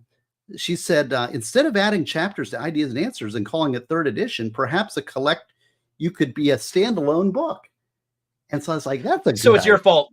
Whoever that chatter was, that's your fault. You know who No, you I are. think that's one of my Jacksonville buddies. I know who that is. That's a good person. But they made that suggestion. I listen. If you listen, occasionally some people come up with good ideas. I was like, that is a good idea. Yeah, Tracy works in the mental health field, so I mean, her opinions on MAID, medical assistance in dying, would be a very interesting perspective. Especially in Canada, where we're considering extending it to people who suffer purely from mental health issues. That is not currently the law in Canada. That's only what's being considered. In Canada, you must have a physical disability of which there is no cure. And We're certain of these and it things. must be terminal. Yeah, we know all these things. So rule by doctor. Yeah. Yes. So, but yes, Tracy's collaborated with me where law intersects mental health issues. Especially representing, I'm sure you have represented several clients with severe mental health issues or traumatic experiences, and it brings a unique, the lawyer almost has to be a mental health counselor. Well, that's a huge topic. I mean, criminality is very much driven by, drugs, family disruption, Mhm. mental health, um, desperation, poverty. There's a lot of factors that go into it. Bad ethical choices, moral choices over time, and people make their life. Somewhere you had asked. Then I wanted to get to this point. You had asked earlier about in the middle of our discussion about how Christianity had changed me or something like that. Yeah, And one of the things is that I think that I'm much happier now, because I feel like I'm on the right moral path. I would say contrast that with a lot of my clients who are criminals who've just made like an endless string of bad choices. Now, why they make those choices, there's explanations, I'm sure, at the moment. Maybe it's living at the moment. I don't know. But becoming a Christian and having faith and placing my faith in that vessel has allowed me to it's kind of like having a rock that you can anchor yourself to, and then it's stability, and then in yeah. focus. And I think I'm much happier. One of the things I noticed about a lot of my Christian friends is they tend to be the happiest people. They I think Nick Rekieta said that. I believe Nick Rekieta. He doesn't talk about faith very often, but when he does, you can see how strong of a role it plays. He wrote, yeah, he did the forward in your book. I forward by Nick Rekieta to develop the ideal Christian mindset. That's prepare, right? I watched his video where he read it, and so I knew of the book. Like I said, unfortunately, I didn't get a chance to read it. I think I will though, because it does sound like it's going to be a very fun read for someone of my viewpoint. Um, anyways, It's the most, and it's not all. I don't want to get you wrong. There's two chapters that are faith. Okay, it's I would oh say yeah, 1/3 legal philosophy. The first, in fact, my son said to me, "Oh, it's the greatest thing ever having my child. That's a miracle." Um, yeah, he said, "Dad, that's the best idea you've ever had." Oh boy, how could I not write the book? So the first like 6 chapters of the book are this meditation on what is an individual, and starting with a legal question and ending with a philosophical answer. And then the second part of it is an application of that, which I'd say that there's kind of a prepper portion of this about like mhm. it's a bit prepper, especially those bottom 2 parts of the Maslow hierarchy of needs. And then there's 2 chapters on faith. And the faith chapters were very difficult to write. And then furthering that into the higher functions of the pyramid. And then there's sort of a wrap up. But that's what the book is. It's a very unusual book. It's kind of like, yeah. See Danielle in my chat. Hey Danielle, how are you? Knows Yeah, that Danielle's smart been young around. man. Yeah, yeah. Dan, what do you think, Danielle? She's one of my biggest. I love Danielle. She's awesome. I And think I've seen her around the other chats too. There's certainly a loyal follower of our side of LawTube. well, she's my mentoree. You don't know how she is like she loves my book Prepare. Um, Okay, but how would you describe it, Danielle? You're a we'll do a live review right here. yeah. But Anyways, yeah, grilled fan. Good to hear you too. Yes, I love this. Is fun conversations. Thank you very much. And you're bringing out the best of me, and that's a good conversation. You know, finding getting you rolling, getting you excited. I yeah, love it. getting people on a roll. This is always a discussion I've always had when it comes to political, especially political theater. So politics is a very dirty game. I think you're in it to win it. And if you're not doing absolutely everything you can to win, you're doing, you're doing your political beliefs a disservice. And so there always comes this debate of balancing good policy versus what you can win with, right? Well, Politics is winning the election. you are just singing my tune, baby. No, death penalty being number one, because like I Yeah. said, I'm pretty much on the conservative side. So I'm the, you know, Republican side of things, right? And my governor is DeSantis. DeSantis is obviously my governor, and he was actually my representative. When he first ran for Congress, his wife came to my door and we talked for like 10 minutes, and she talked me into voting for Ron DeSantis Oh, as you've my been door knocked. I was It's a door great, knocked by Ron DeSantis' wife, who's a beautiful yeah. woman, by the way. Um, and then he was my representative, and then he became my governor. And I will say that I'll probably vote for him in the general, but I will say, Mr. DeSantis, and it's in death penalty debates, I don't like your position on the death penalty one bit. He is in love with the death penalty, love with it. And I hear the part of the problem is it's such an easy answer for these politicians to say, I'm tough on crime and I'm morally superior and I'm going to solve this because the problem is the death penalty. We haven't killed enough of these people. We're going to send a message to all these criminals not to murder our citizens. And I've got the answer, and it's the death penalty, right? Well, that is such a lie. It's not, and the reason is it's an easy answer. It's easy for them to say that. The hard thing is just no, that's crime. Is how many people are on death row compared to how many people are on the life in prison? We've got over 20,000 people a life in prison without parole in Florida, and we have 300 on death row.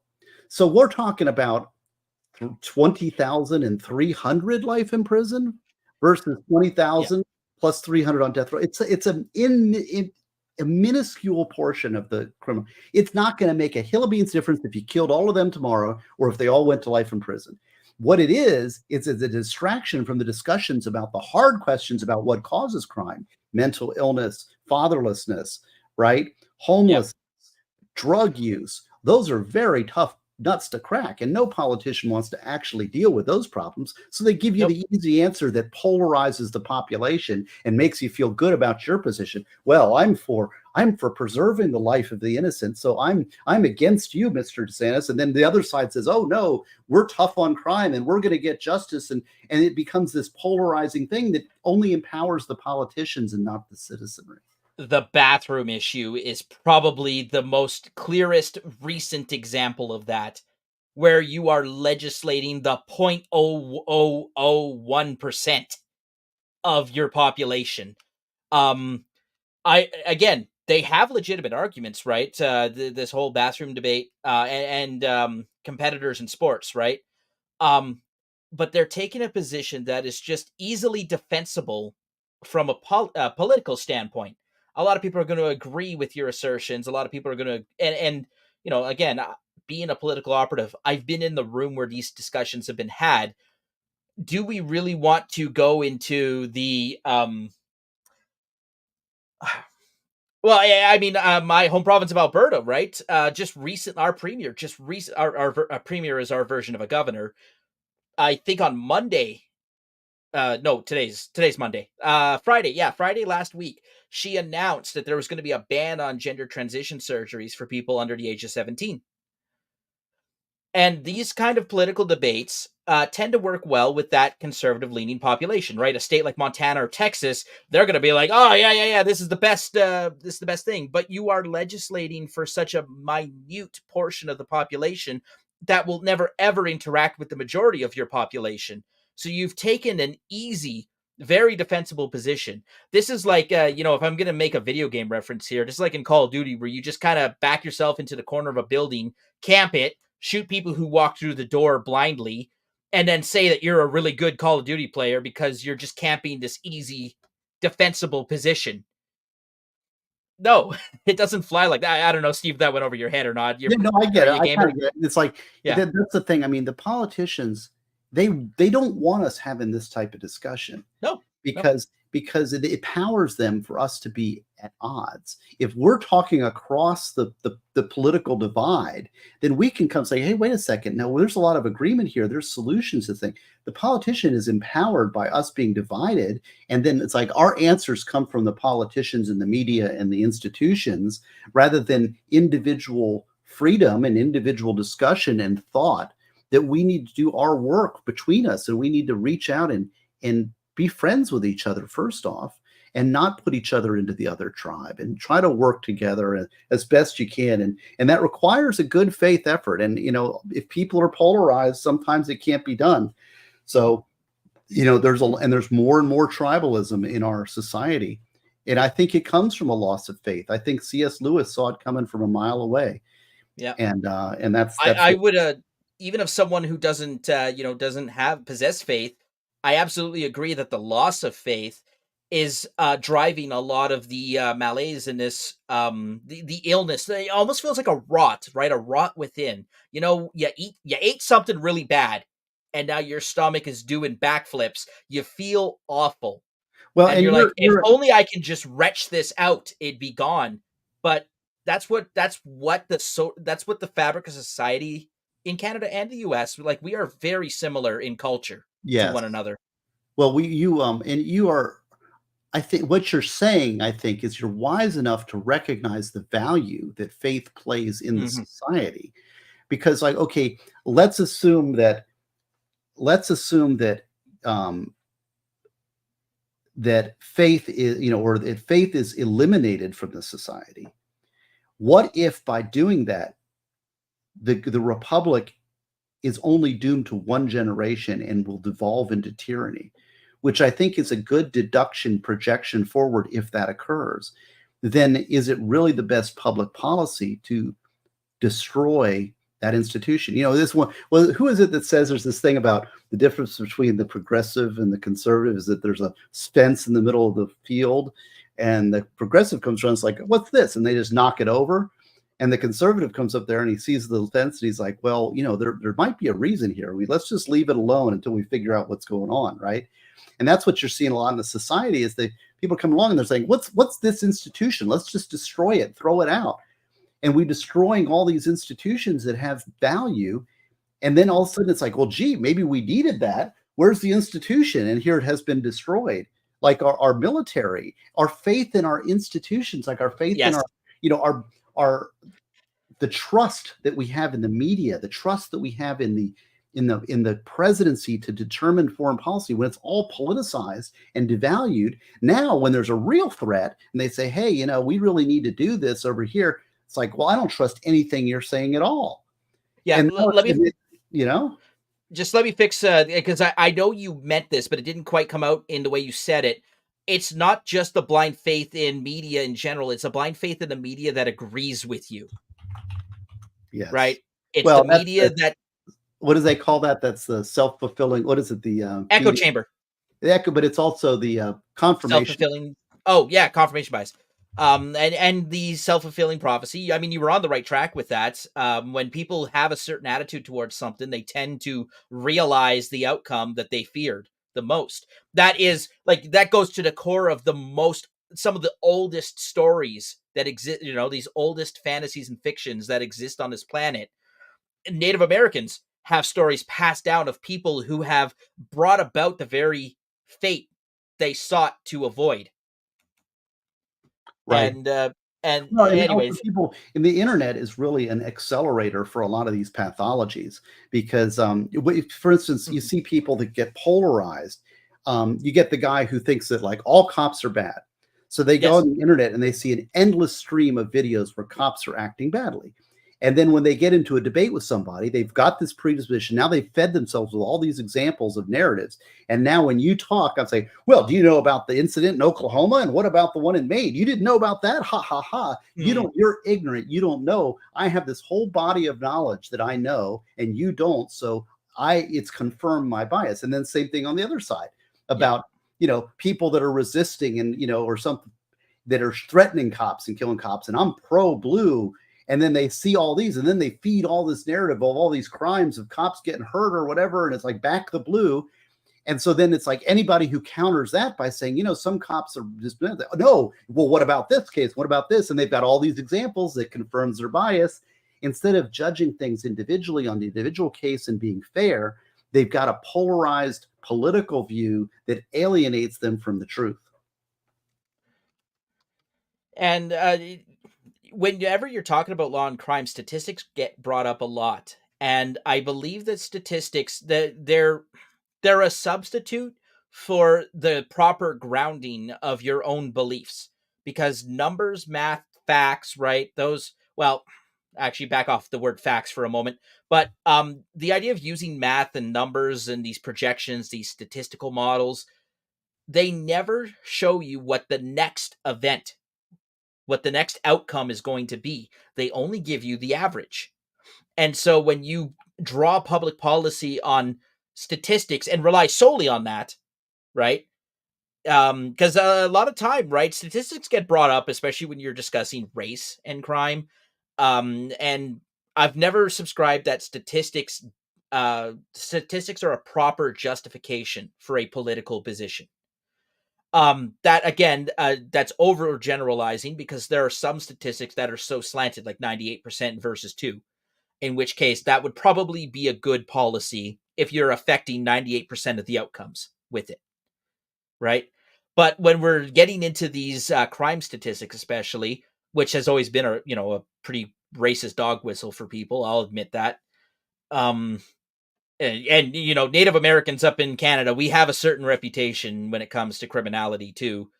And to we're overrepresented. The politicians love to say, Native Americans are overrepresented in crime, in prison population. That's not a public policy statement. So, Steve, I'll throw that over to you. Where do you see the role of statistics in these policy debates? Well, in the policy debates is different from the individual judgment of a court. So, a lot of times I'm dealing with these things in court. It's a big mistake to come into an individual courtroom and lay out in front of the court any kind of statistical thing. What it has to do is it has to be individualized. The Mhm. judgment, the sentencing, the process. And in Florida, and we are wrong on a lot of issues, but I think that we have it kind of right in our score sheet system, which emphasizes injury to the victims and prior record. Those are the two main determinants in the severity of sentences. So a crime that has a severe injury, a severe crime, a severe injury to an individual, or somebody who has a very extensive record, those are the things that get generally punished extreme in the high. And those are the things I think are reasonable. When you start any kind of statistical factor to project it onto the individual is a mistake.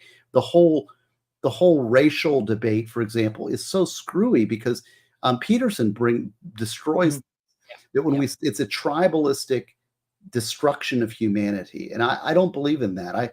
I think that we must judge on the individual. Now, it's a natural thing to judge people by how they look. When you first see somebody, okay, you're male, you're a certain age range. Maybe the race comes in. It's all visual. We're visual creatures, so I'm going to derive judgments from that. That's a natural thing. When I talk to you, okay, you're an English speaker. What are the things? Okay, now you say a, and so you're a Canadian, right? Yeah. You're a Canuck, and so there's things I can derive from that. But then as we go on, then I'll say, okay, now you have political beliefs, you have this, so it's a constant refinement. But when I first encounter you, I have some statistical, and now that Right. we make judgment calls based on that, and that doesn't mean we're evil. It means we're human, and we have Yeah. limited information by which to operate in the world. And you're not going to go down the street, walking down the street, getting to know every individual person, saying, "Hey, let me talk to you and explain to you and Yeah. understand you." And I mean, everybody, you'd never make it down the street. There's hundreds of people passing you, so you know, it's sort of, it's an easy criticism that, well, you're a racist because you think this. It's so easily thrown around, and I just think it's, so I lean against it, because my natural tendency is I see it abused, the concept abused Mhm. so much. And it's such a distraction from, like I said, the individual problems. Like, maybe there's a reason that this demographic group is having greater problems, and maybe it has to do with poverty. Maybe it has to do with discrimination. Maybe it has to do with homelessness or family issues, or pathologies within the societal structure within that community. Um, but again, making judgments about that, people, like you said, if you say, okay, it's better, like everybody knows that I'm a single parent. I come from a single parent household, right? My mom, I was raised by my mama, and I Yeah. didn't have a daddy in the house, right? Okay, well, so should I be judged by that? But I mean, for me, and my mom gets so like persnickety, and she's brilliant. I love my mama, love the mama. She says, she gets defensive when I bring this up, but statistically, I'm in a danger zone, right? It Mhm. makes me more likely to have certain pathologies because of that fact. But I hope that I've overcome those things, but doesn't mean I'm predestined. I still have individual choice. Some people are Yes. enslaved by it. It statistically, it does cause greater, and like a lot of single mothers here have fears when they have a single motherhood, because they fear for their son or their daughter because of that issue, and rightfully so, because statistics bear that out. But how does that impact you? How should you deal with the world? What choices does that govern you? And again, prepare. I talk a lot about this, because about my personal example, and how, though there's things that you can't control, and there's things you can control. So there's cards you're dealt, and our limited range of freedom is like this, right? We only have a little box that we can choose. We don't have a wide, just do it. Like, we have this idea, I can do anything in the world. I can be anything. I can be anybody. I can do anything. No, no. Actually, it's quite small. But because of that, because it's quite small, that doesn't mean it's nothing. It doesn't mean predestination. It means we do have choice, and our job is to make those choices that are positive, and marginally improve us over time, so Yeah. that we do have, and that's what freedom is, understanding our limitations and making the choices that we can, that are before us. There is reality that exists. I'm also the product of a single mother. Although later in my childhood, I wasn't born to a single mother. But and my family, going back several generations, we've never accumulated any meaningful amount of wealth. I understand that living in a Western world like Canada means that we're the top 1% of the planet, but that Right. didn't pay for law school, Right. right? Right. That is not paying for law school right now. So there are things that when you it's when you mix up the past. So statistics are always about the past, Mhm. right? You can go into predictability, and I'm an election analyst. I've made many predictions over my career, and people hire me because I tend to be right more often than I'm wrong. But there are just the flat number is not the only way I come to a prediction. And There it are also, just doesn't it yeah, also make, does those predictions, though, also have the mistake of being fixed in time? We're rest. on a Yes. path of time going forward. Does that mean in 10 years or 20 years or 50 years or 100 years, that that's the way it's going to be forever and ever and ever again? That's a delusion. That's a self Yes. delusion of Yeah. of again, a limitation of our embodiment in time and place, that we've judged the world by the place that we are. So, okay, like you're saying, Native Americans have a certain status or view or whatever Reputation. Yeah. social situation in Canada, all right? Does that mean in 20 years it's going to be exactly the same? Is there room for It might be improvement? worse. It It might could get actually be worse, worse in could get 20 better, years. right? If it gets worse or better, there are certain choices that can be made within the community that will make it better or worse. And the Yeah. job of us is to try to make the right choices to make it better. The government did something to Native Americans in Canada that I know you can sympathize with. We are wards of the crown as a people, as a concept. On the land set aside for a reservation, it is illegal for us to own property.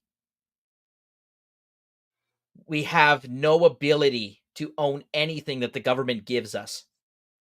And so in See, that this is system, interesting. Now, I'm going to ask you some questions because this go is go absolutely. very foreign to me, and I recognize, one of the things when I went to Washington and Lee in Virginia for law school, and I remember there was like a Native American or Indian Bureau of Indian Affairs type thing, and there's this whole body of law that's federal that has to do with the reservations and stuff, and it okay, This you book, got it right there. Aboriginal law. Yeah, yeah, and it's fascinating, and it's like a whole different world of law that applies, and you can work for these Bureau of Indian Yeah. Affairs and stuff, and it's fascinating. So you're saying something similar exists in Canada too, right? Yeah. So and we so of course being descended, we had a very peaceful separation from Britain, obviously. That's our history. A lot of Britain's treaties carried over into the Canadian Constitution, one of which was called the Royal Proclamation. And it was the agreement that Britain was taking possession of the land of Canada from the Native Americans. And in exchange, the British guaranteed certain rights, obligations, responsibilities. There was something else created, and I don't understand it very well yet. It's an unimaginably complex topic, but the treaty that sold the resources that sit upon the land created this trust fund of a number that just my brain cannot fathom of its net worth, because we're talking negotiations in the 1700s, right? And it was a astronomically high number back then. Um, what it, anyways, that is what funds a lot of the federal government's grants and programs into the Indian reserves. And so it's actually a very it's a common misconception that people's taxes pay for the services that Native Americans get in Canada. It's not like that at all, and it's that treaty system that makes that. And I don't think you have the same thing in the U.S. This like idea that Well, I'll tell you, there was a I will there's something. negotiation. I am so out of my element here. I know Yeah. nothing. I am Okay. so like I am so like absolutely devoid of anything to add to this conversation. But it's fan. You should do a whole stream on this and just educate Unfortunately, I us don't. on these I issues. only know like the surface, right? This is an iceberg of a topic. And you know what? Honestly, we have legal experts at my law school who specialize in this area of law, and the first thing they admit is I don't know everything about this topic. It's a rabbit hole that goes to Yeah, it's Wonderland, a right? whole area of specialization. It's like admiralty law is Yeah. this thing, and I there's a lot of because again, there's a tribalization that the government is incentivizing because now all of a sudden you want to be part of this other smaller group so that you get certain benefits or certain, you get certain rights because you got to have so much blood, and all of a sudden we're making judgments based on. I mean, actually, I have a my uncle's wife. So my direct uncle's wife was pure blood Choctaw, and so she's not related by blood, but she was my Aunt Mildred. I love my Aunt Mildred. They were married 55 years. And, the thing is that it's like, well, where are these Native Americans? Well, they're all around you. It's like they're integrated so well. Hell, Oh some yeah. of my favorite groups, like Anthrax, Joey Belladonna, man, he's great. He's or how about what is it? Nez Pierce is what was it? Chuck Billy from Testament, the Testament singer. He's Yeah. full-blooded Native American, man. He's awesome. And so it's like, but you wouldn't know that unless you heard about it. And so it's like, well, the people, my Buzzy, my cousin, who is half Choctaw, it's like you wouldn't know that. He's a redneck, man. He's like a big, tall redneck. So builds pools over in D-land. So I don't know. You think it's an interesting topic, but again, I think a lot of this stuff is it's a recipe for division. And It I is. And I think that it's very dangerous to, well, this is real tribalism, right? This is real. We're talking Well, about and the government never benefits by actually pulling people off of their the reliance on the government. And right, so the system that the government created, this was purely in, we interchanged the government with the crown in Canada. I mean, they obviously have legal distinctions, but they kind of act in lock and step with one another because the government advises the crown, right? So when the king ruled and created these treaties with us, it was through the government negotiation. The government said, here's the deal we have created with the native tribes, and we asked the king to sign it. So, I mean, a lot of us refer to the government as also the crown. And so, anyways, Karen brings up a good point here about the land belonging to the reserves and not the individuals. Obviously, typo there. Um, and I think, again, right, we've talked a lot about individuality, and by law, it is stripped from the natives on the wow, reserves. interesting.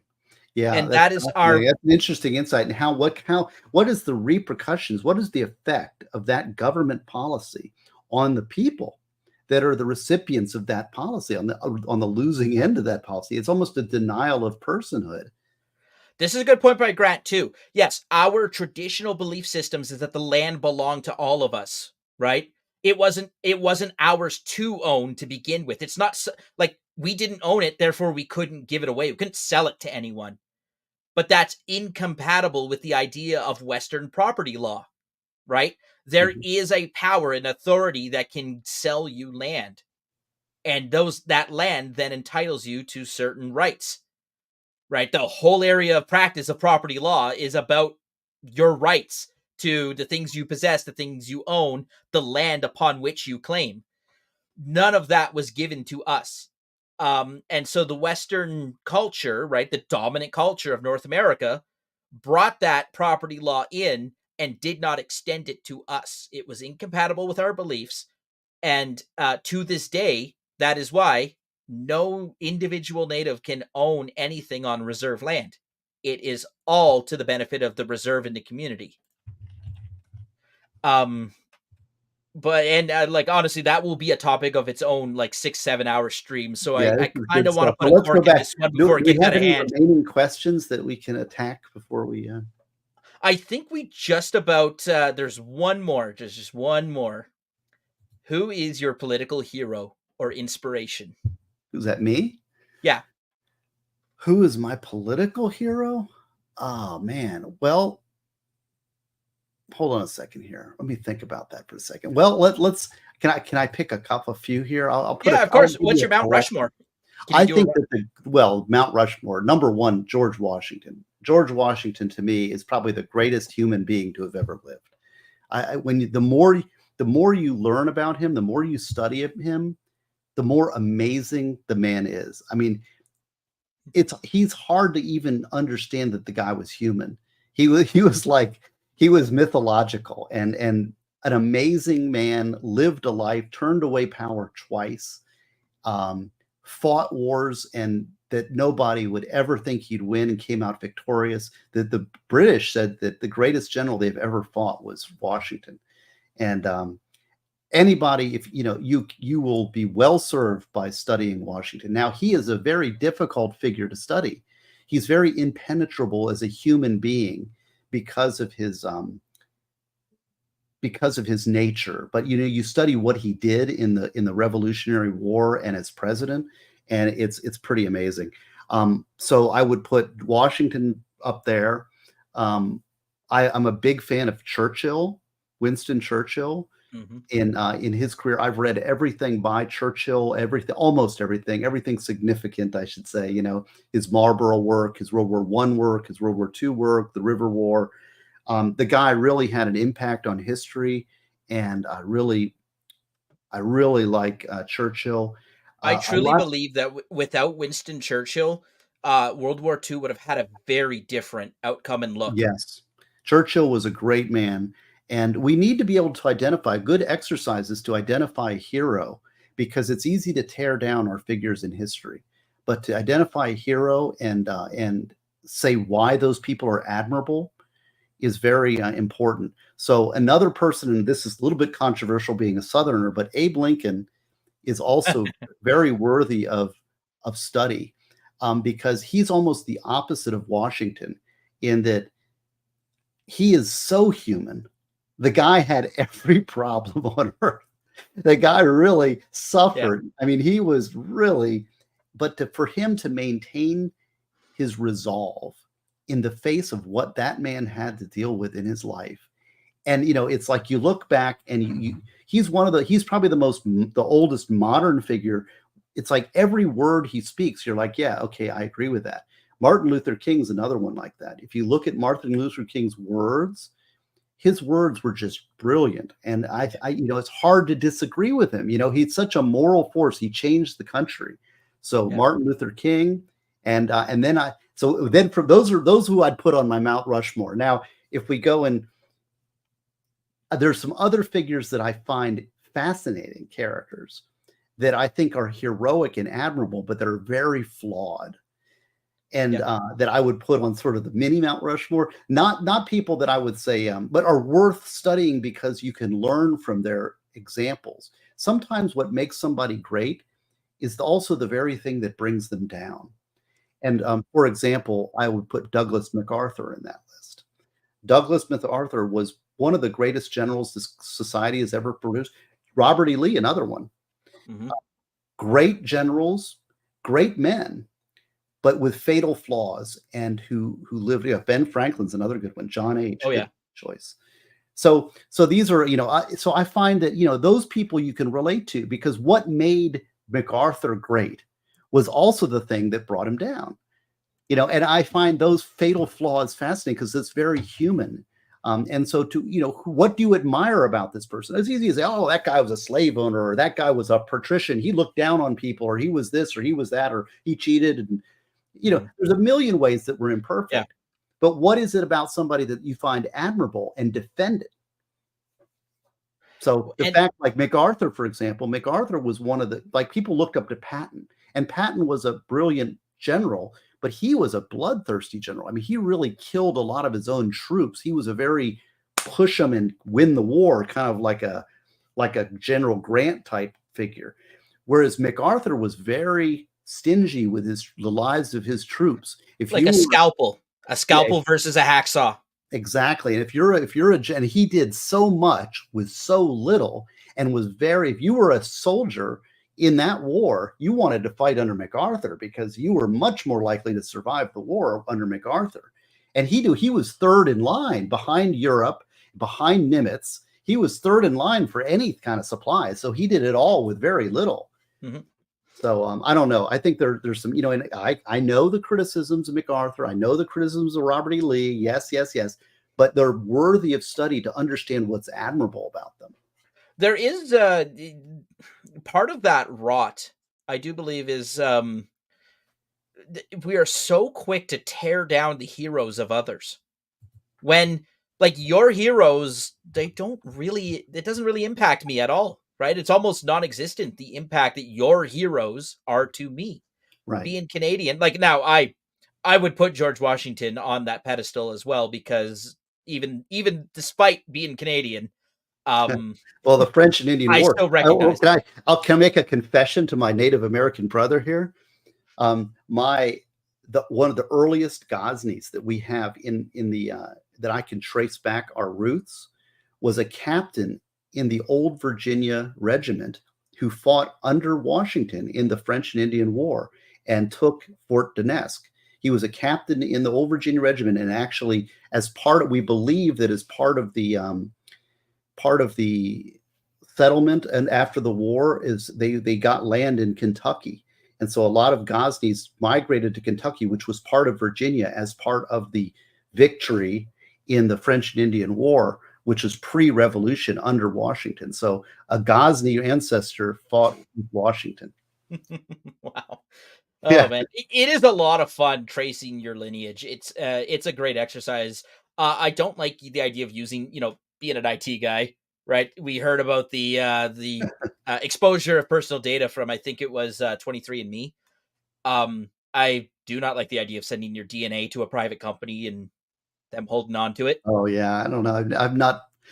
I don't trust anybody. I wouldn't trust those. No, no, zero trust. Yeah, That is a philosophy of network architecture in which not a single user on your network is trusted.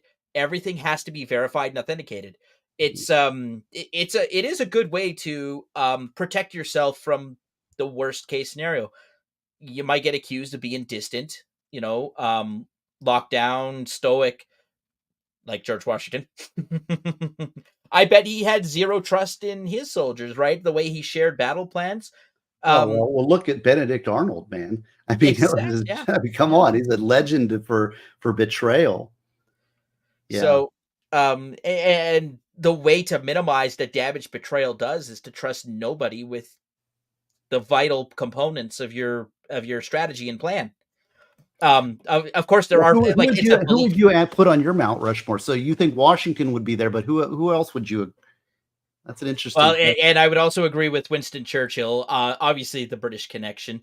Then I would go to the founder of Canada, Sir John A. Macdonald, Ah, yeah, there you go. Look at there's a and cool and Canadian there. finally a nod to my ancestry, Tecumseh.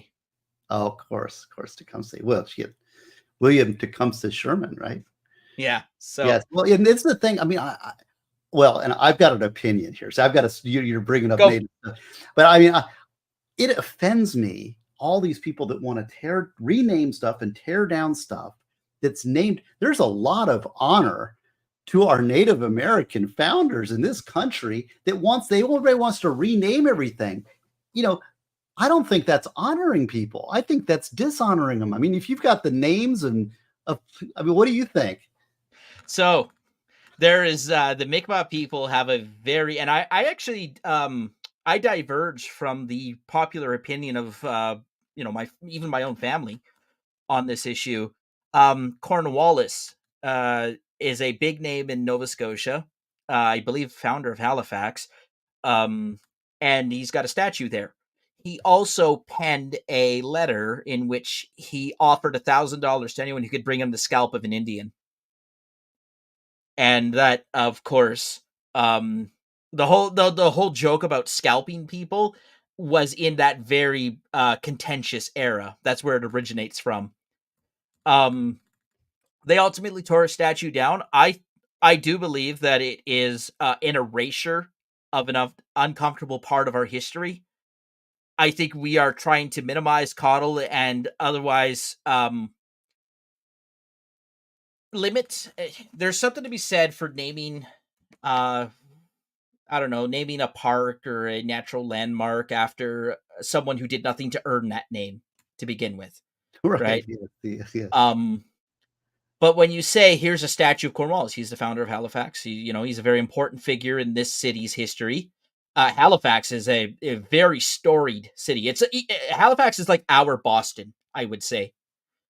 Rich, rich history, very deep history in it. Um, There's a whole debate, by the way. I don't know if you see this chat, but they're really battling over Sherman and Grant. This is funny because they're definitely polarizing oh, figures. what's FG Law doing in here? Yeah, yeah, yeah. But also grilling, we scuttlebutt, and everybody's like Yeah. they're firing the Civil War shots, like Grant and okay. Anyways, Anyway, sorry, I did a um, little but diversion. yeah, So yeah, I those are think my four. it's a dishonor to say like, okay, I'm going to take like the Kiowa helicopter. Okay, well that's terrible. That's the Tomahawk missile. Oh, we got Apache. that's disrespectful. It's like, well, we got to change that name. It's like, well, wait a second, is that an honor? I mean, you're No. remembering people from the past, and I mean, it's like, well, we got to Yeah. change. I don't know. To me, there's like Well, there's the Cleveland Indians. All right. Cleveland Indians, right? Yeah, or yeah, Now, the word Indian was because Columbus doesn't know how to use a star map. right. That's right. That's how we got called Indians, and it Yeah, is considered a bit of a slur. I mean, it's not on the same par as other slurs, but it's considered quite, especially in Canada, it's quite faux pas to refer to Native Americans as Indians because we're not. That was a misnomer. yeah. We are not Indian, but I go with Native American, even though I'm Canadian. Like it works. And it's a concept that American people know and understand. When I say Native American, they all know who I'm talking about. But what also, tribe and what group. it's sort of tough because there really was no Native American community. I mean, it was very tribal. There were multiple tribes, and I think that if you went and asked, if you when you first like when a white man first arrived in the States, you wouldn't say, "Oh, I'm a Native American." Yeah. They'd say, "I'm Chippewa," or "I'm a Apache," or they would associate themselves with a particular tribe. And now it's like everybody gets lumped together Yeah. because it's easy. Well, and I mean, DNA analysis and racial heritage, common ancestor, like we have commonalities between the tribes. But of course, you spent thousands and thousands of years on this huge chunk of land. North America is a massive chunk of land to remain undiscovered as long as it did in world history, at least Western world history. Um, but when, of course, we created regional, even localized diversities because of that length of time that we were, Yeah, you and like know, when I go back to England, because most of the Gosneys we think they were French Huguenots who fled. We've been fleeing for years, fled, got kicked out of France, then got kicked out of England, and then got kicked out of Virginia. I mean, we get kicked out of everywhere, and mostly northern England. There's a lot of Gosneys there.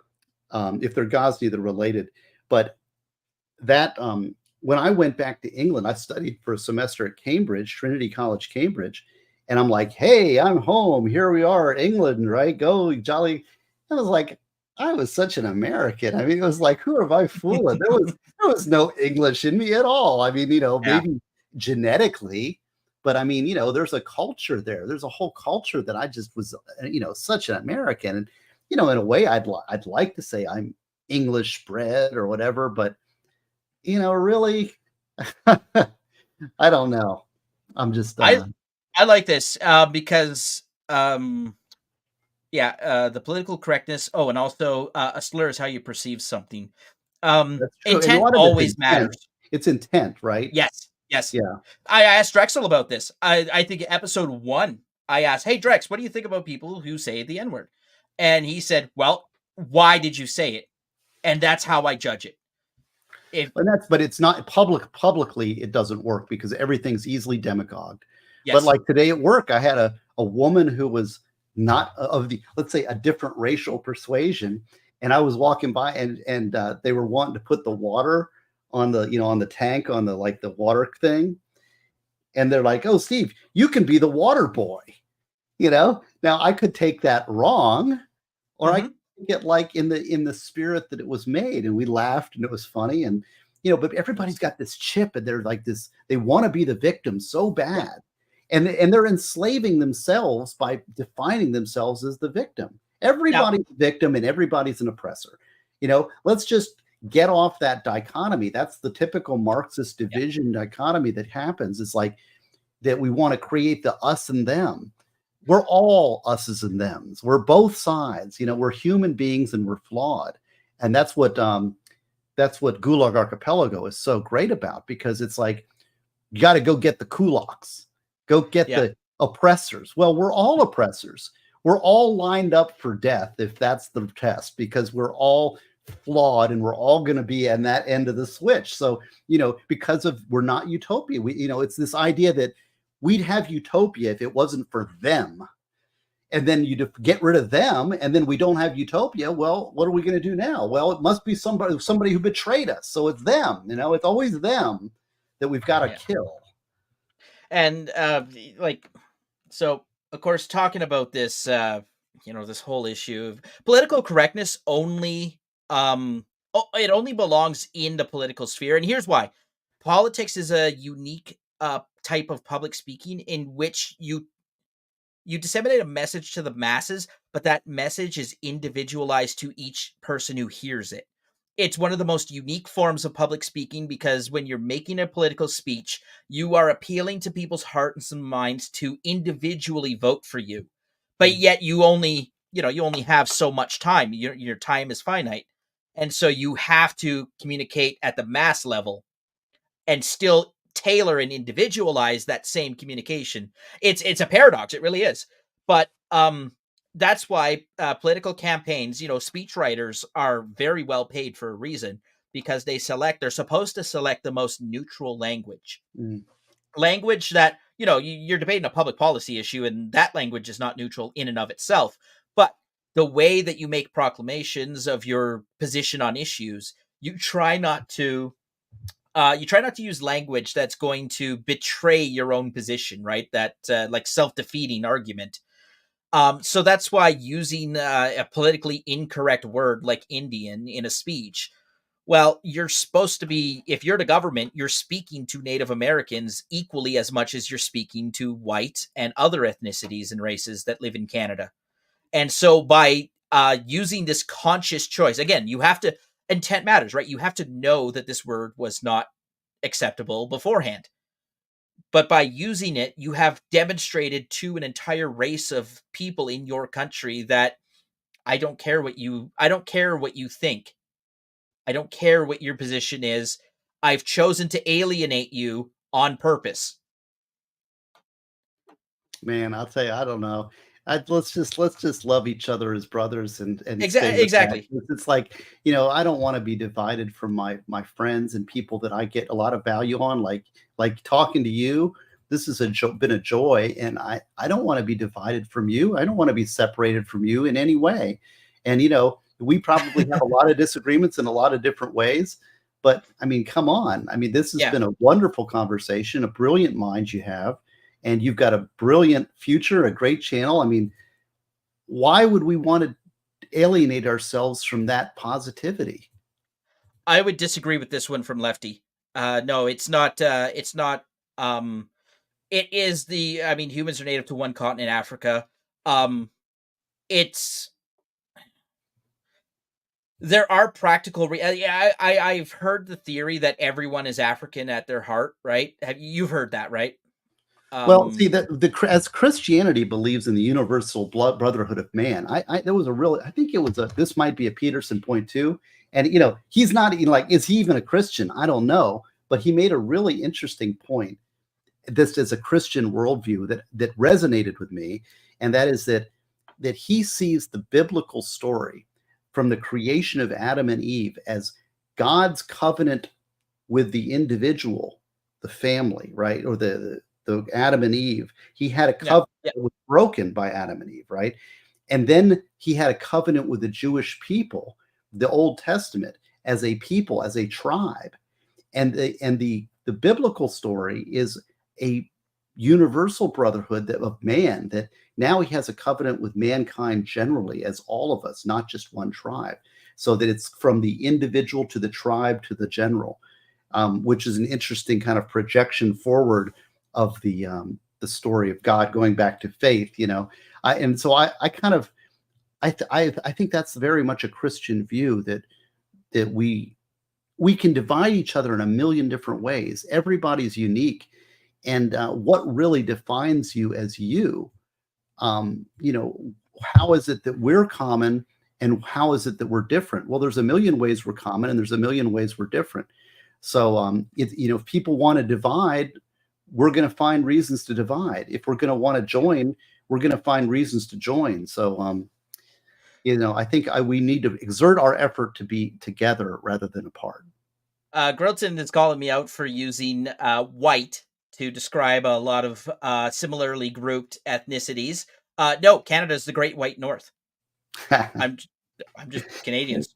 That's right. The McKinsey brothers, right? Yeah. Also, I wanted to highlight this. I believe that's on your channel because I'm not Oh, monetized, so I'm guessing that Lefty's become a new member on your channel. So well, thank you. thank you very much, Lefty. Yeah, and you can join my membership on YouTube. Although the thing is that, like, I don't know what it gets you, but I made it as cheap as I possibly can. If I'd give it away for free if I could, because I want people to get noticed when I'm on, and I do that mostly on Twitter and locals. That's my notice things. But you can join as a member, and I do like people joining up if you can. Um, but I don't know, what was that about. Oh yeah, well, but like, people haven't been chatting and super chatting and stuff. But Yeah. my friend Mark Bernier, the radio guy, when I'd come on, that nobody'd call in, and I always get frustrated because I'm like, man, people need to call in. They says, no, that means they're listening. And that's true. Like, people would come after me afterwards, say, oh, I really enjoyed your show. And it's like they don't want to call in because they don't want to interrupt. So So everybody, the chat has been great. They're really Yes, they having have. a lively discussions, all kinds of stuff. So I do have a final question. It's just that an expansion from the political hero question. Someone who is currently alive. oh, well, Thomas Sowell to me is probably the Okay. most brilliant intellectual around. Jordan Peterson, I would also put in that category as great intellectuals and worthy of listening to, even if you don't agree with them. I'd put those two kind of on the top of the hierarchy. John C. Wright as a personal guy, he's an interesting guy. Do you know who John C. Wright is? Science fiction No. fantasy author. I No. interviewed him on my channel a couple times, and he was a strident, vicious, vitriolic atheist, and is now a Catholic. And we talked about his conversion. He's a writer of science fiction, and I'm trying to write a fantasy novel. And so, but that's sort of personal. That's not, like Tony Franklin. I'm a Tony Franklin fanboy, who's the bass player for the Firm. Wonderful guy. Good, admirable people. Sometimes your heroes aren't just, big stars in the distance, but sometimes they're close. Like Steve Hayward, I admire greatly, who's a Pepperdine law professor and wrote The Age of Reagan. And he's I'm friendly. I had him on my channel, and I admire him for his jolliness. He's always got such a great sense of humor, and he tackles, Clarence Thomas. See, MG Law knows me. Say MG Yeah. Law, you know. So I'd put him on the list, but but for different reasons. Those are kind of personal reasons rather Mhm. than big picture. But if you're, for the average Joe, I'd put Peterson and Thomas Sowell as people that you should read who are currently alive. If I'm going to limit it to people who are currently alive, I don't know. Let me think. There are probably others. I'm probably forgetting a lot of people, but Bishop Barron is another one. I love Bishop Barron. Listening to him, he's the chief evangelist for the Catholic Church in America. He's a Mhm. very wise Catholic theologian, and always find it worthwhile to listen to Bishop Barron speak. Even he crosses the line. He'll talk interfaith with people who have all kinds of different opinions, and I just find him brilliant and interesting to listen to. These are some amazing quotes. Those are words to live by right there. I don't And know you, exactly which person said it. I think that was in reference to Clarence Thomas. Yeah. yes, I love Clarence Thomas. And I'd put him up on as far as a legal, because I was friendly with his son in law school. My closest friend, who's the godfather of my son, I'm the godfather of his son, was very close friends with Clarence Thomas's son Jamal, and Hmm. his current wife, his current wife, they weren't married at the time, his girlfriend. And so we used to go over to my friend Chris's house all the time, have steak, and it was just Jamal, his wife, fiance at the time, and Chris and I. It was just the four of us, and Jamal is a great guy. He's really funny. He's jolly, just like his dad. And so I was pretty close to them, but his dad I really admired, and got to meet him a couple times, and had a big impact on me for the things that he said, and his autobiography is great. Um, over time, after college, we kind of lost touch, and he's Facebook friends and stuff, but it's not like but Clarence Thomas is somebody worthy of admiration for the life that he lived. And if you don't understand why, everybody polarizes. They hear that Yeah. name and he's a polarizing figure, but go read his autobiography and then come and we'll talk. When you read his autobiography, that will give you insight into the man. Because I don't agree with him all this across the board on his politics or what he believes on the rights on the court at all. But he has the humility, the conscious humility that he approaches things, and the hard work, and the life that he's lived is worthy of admiration. So I don't know. Those are For some. me, Don't you think some good choices? those are, I mean, they're absolutely good choices. And I regret that I have not read more of Thomas Sowell because he comes up all the time in my political circles. I feel like I'm missing out. I'm missing out a lot, Well, but Knowledge and Decisions, I would recommend that one. His knowledge and decisions, I'll write that autobiography is down. really good. Um, the Vision of the Anointed is another really good one. But he's so well written. It's hard. It's hard to sort out. There's so many great books, but I would go. I'd start with those three: Knowledge and Division of the Decisions, Anointed. Visions of the Anointed, Knowledge and Decisions, and his autobiography. What's his autobiography called? The Uh, 10. I'm sure I'll find it just by quick Googling around. Oops, better spell autobiography correctly. um, and then finally, I know everyone's dying to hear my answer to that question. Um, of the people currently alive, one so Jordan Peterson absolutely is on that list. How could I not? How could I not? Probably the one of the most deep thinking Canadians that most Americans are aware of. I think he holds that honor. Well, Um, I mean, think about Canada. He produced, and isn't he like an honorary tribal member or something from the native? that might have been actually a stunt. I don't Oh know if no, that was no. entirely real. Oh no, no, no. Have you read his books? No, it absolutely is real. That's not a Mm, stunt. mm, No, he's very I, cool. Trust me on this one. okay, okay, okay. I did read what is it? Rules. Oh, for crying out loud! No, I don't have it here, unfortunately. A lot of my political books were destroyed in a flooding of the basement, but I had like a chronicle of Ronald Reagan from the presidential library. Mhm. Um, I had an autographed version of Prime Minister Stephen Harper's hockey book because a Canadian Prime Minister has to write about hockey. That's like Yeah. the law. But no, no, I don't have a Rumble channel, Giltram. Grill Tan. I want to build the audience here on YouTube first. If I start dividing up, I'm going to be chasing, I'm just going to be chasing things all over the board. I just let me build my base first, and then I can start expanding out. Um, but I'll get to Rumble eventually. My success determines how quick I get to Rumble, so you can play a small part in Well, that I by don't I subscribing to Lost and as Lost. a Rumble guy, I will say that, the advantage of Rumble is you're not building your house on a bed of sand. You know, No, some yes, I know. IT guy in the Google hierarchy that takes a dislike to you because you're independent thinking, and all of a sudden you're demonetized for no reason.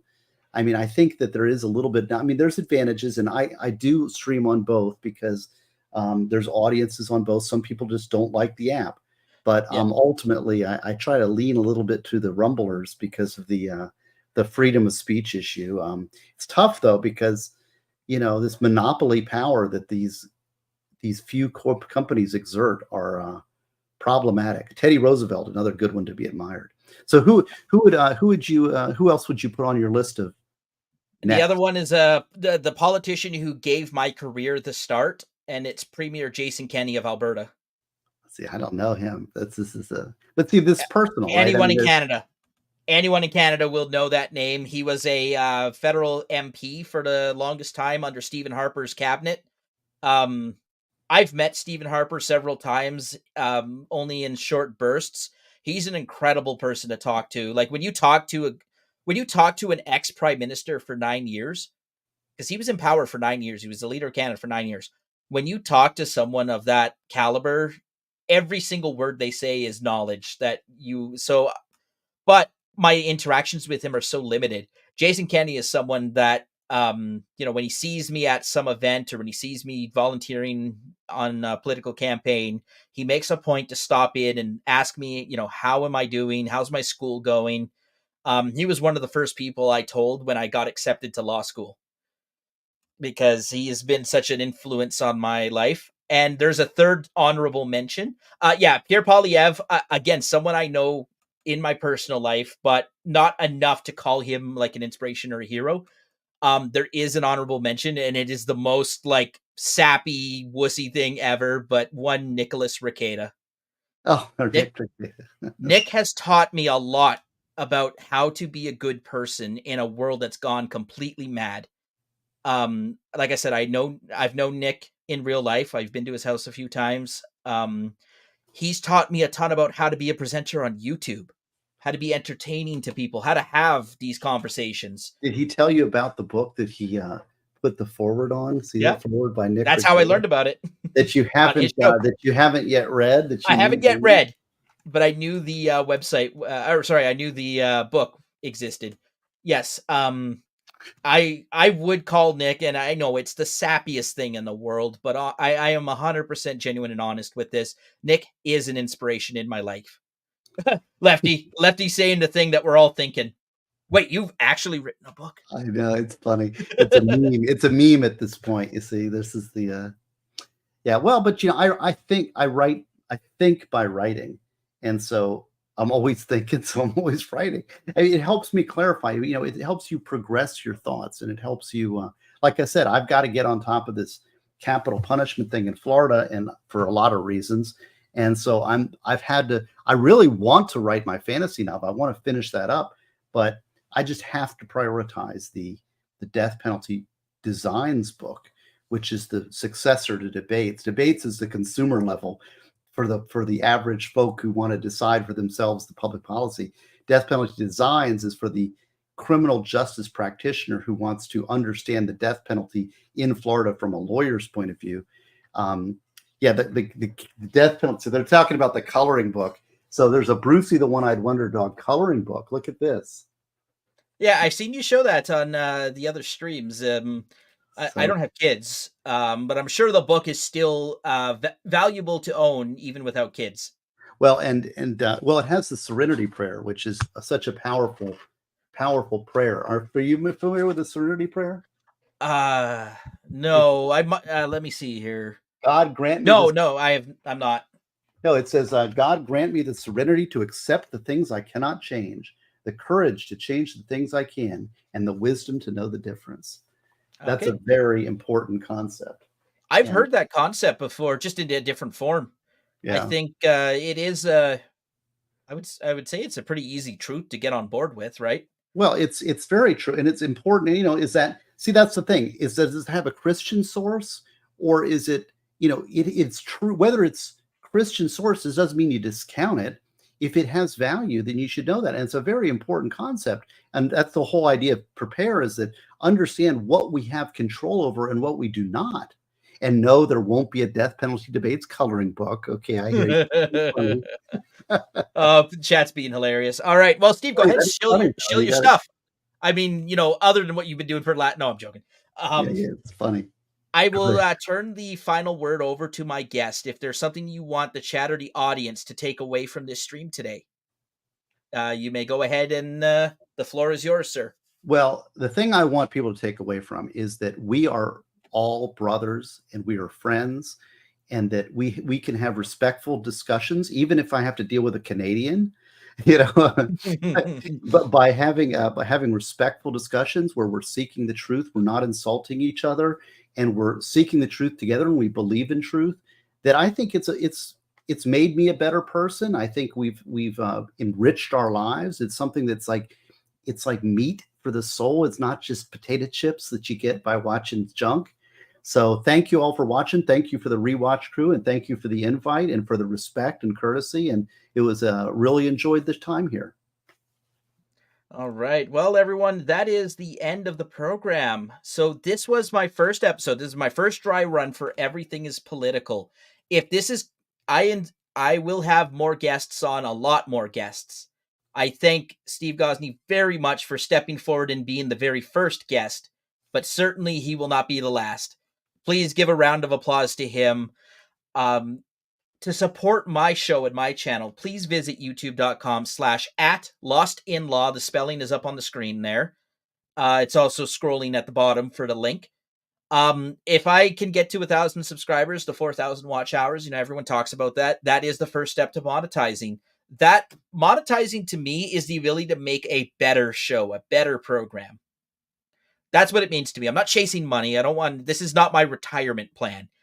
Um, Oh, anyways, I set chat off with the Nick Love. But this absolutely is not the retirement plan. I want to practice law. I didn't go to law school so I can just, snipe on the internet for however many days. I really do want to practice law, but I also love being on stream and talking to people, having conversations very much like this, where you kind of sit back in your chair, you fold your arms, and you're like, "Wow, I didn't think of it that way before." And that's the entire purpose of Everything is Political is entirely for that reaction. So I hope you guys enjoyed it. Please join me, chat. Put some clapping hand emojis into the chat, and thank Steve for coming out one more time. Steve, if I can ask you hang out for just a second when we end the stream, I'll give you a quick, a proper send off. Oh, Legal Mindset. You know what? I love Legal Mindset. Him and Drex and I always got along. We had some amazing streams together. But Nick is my first. You always remember your first, right, Steve? And Nick was Yeah, my first. Vic was your first. Well, yeah, entertaining, no doubt. But thank you very So, much, and we'll catch you on the backside. all right. Stay frosty, everyone.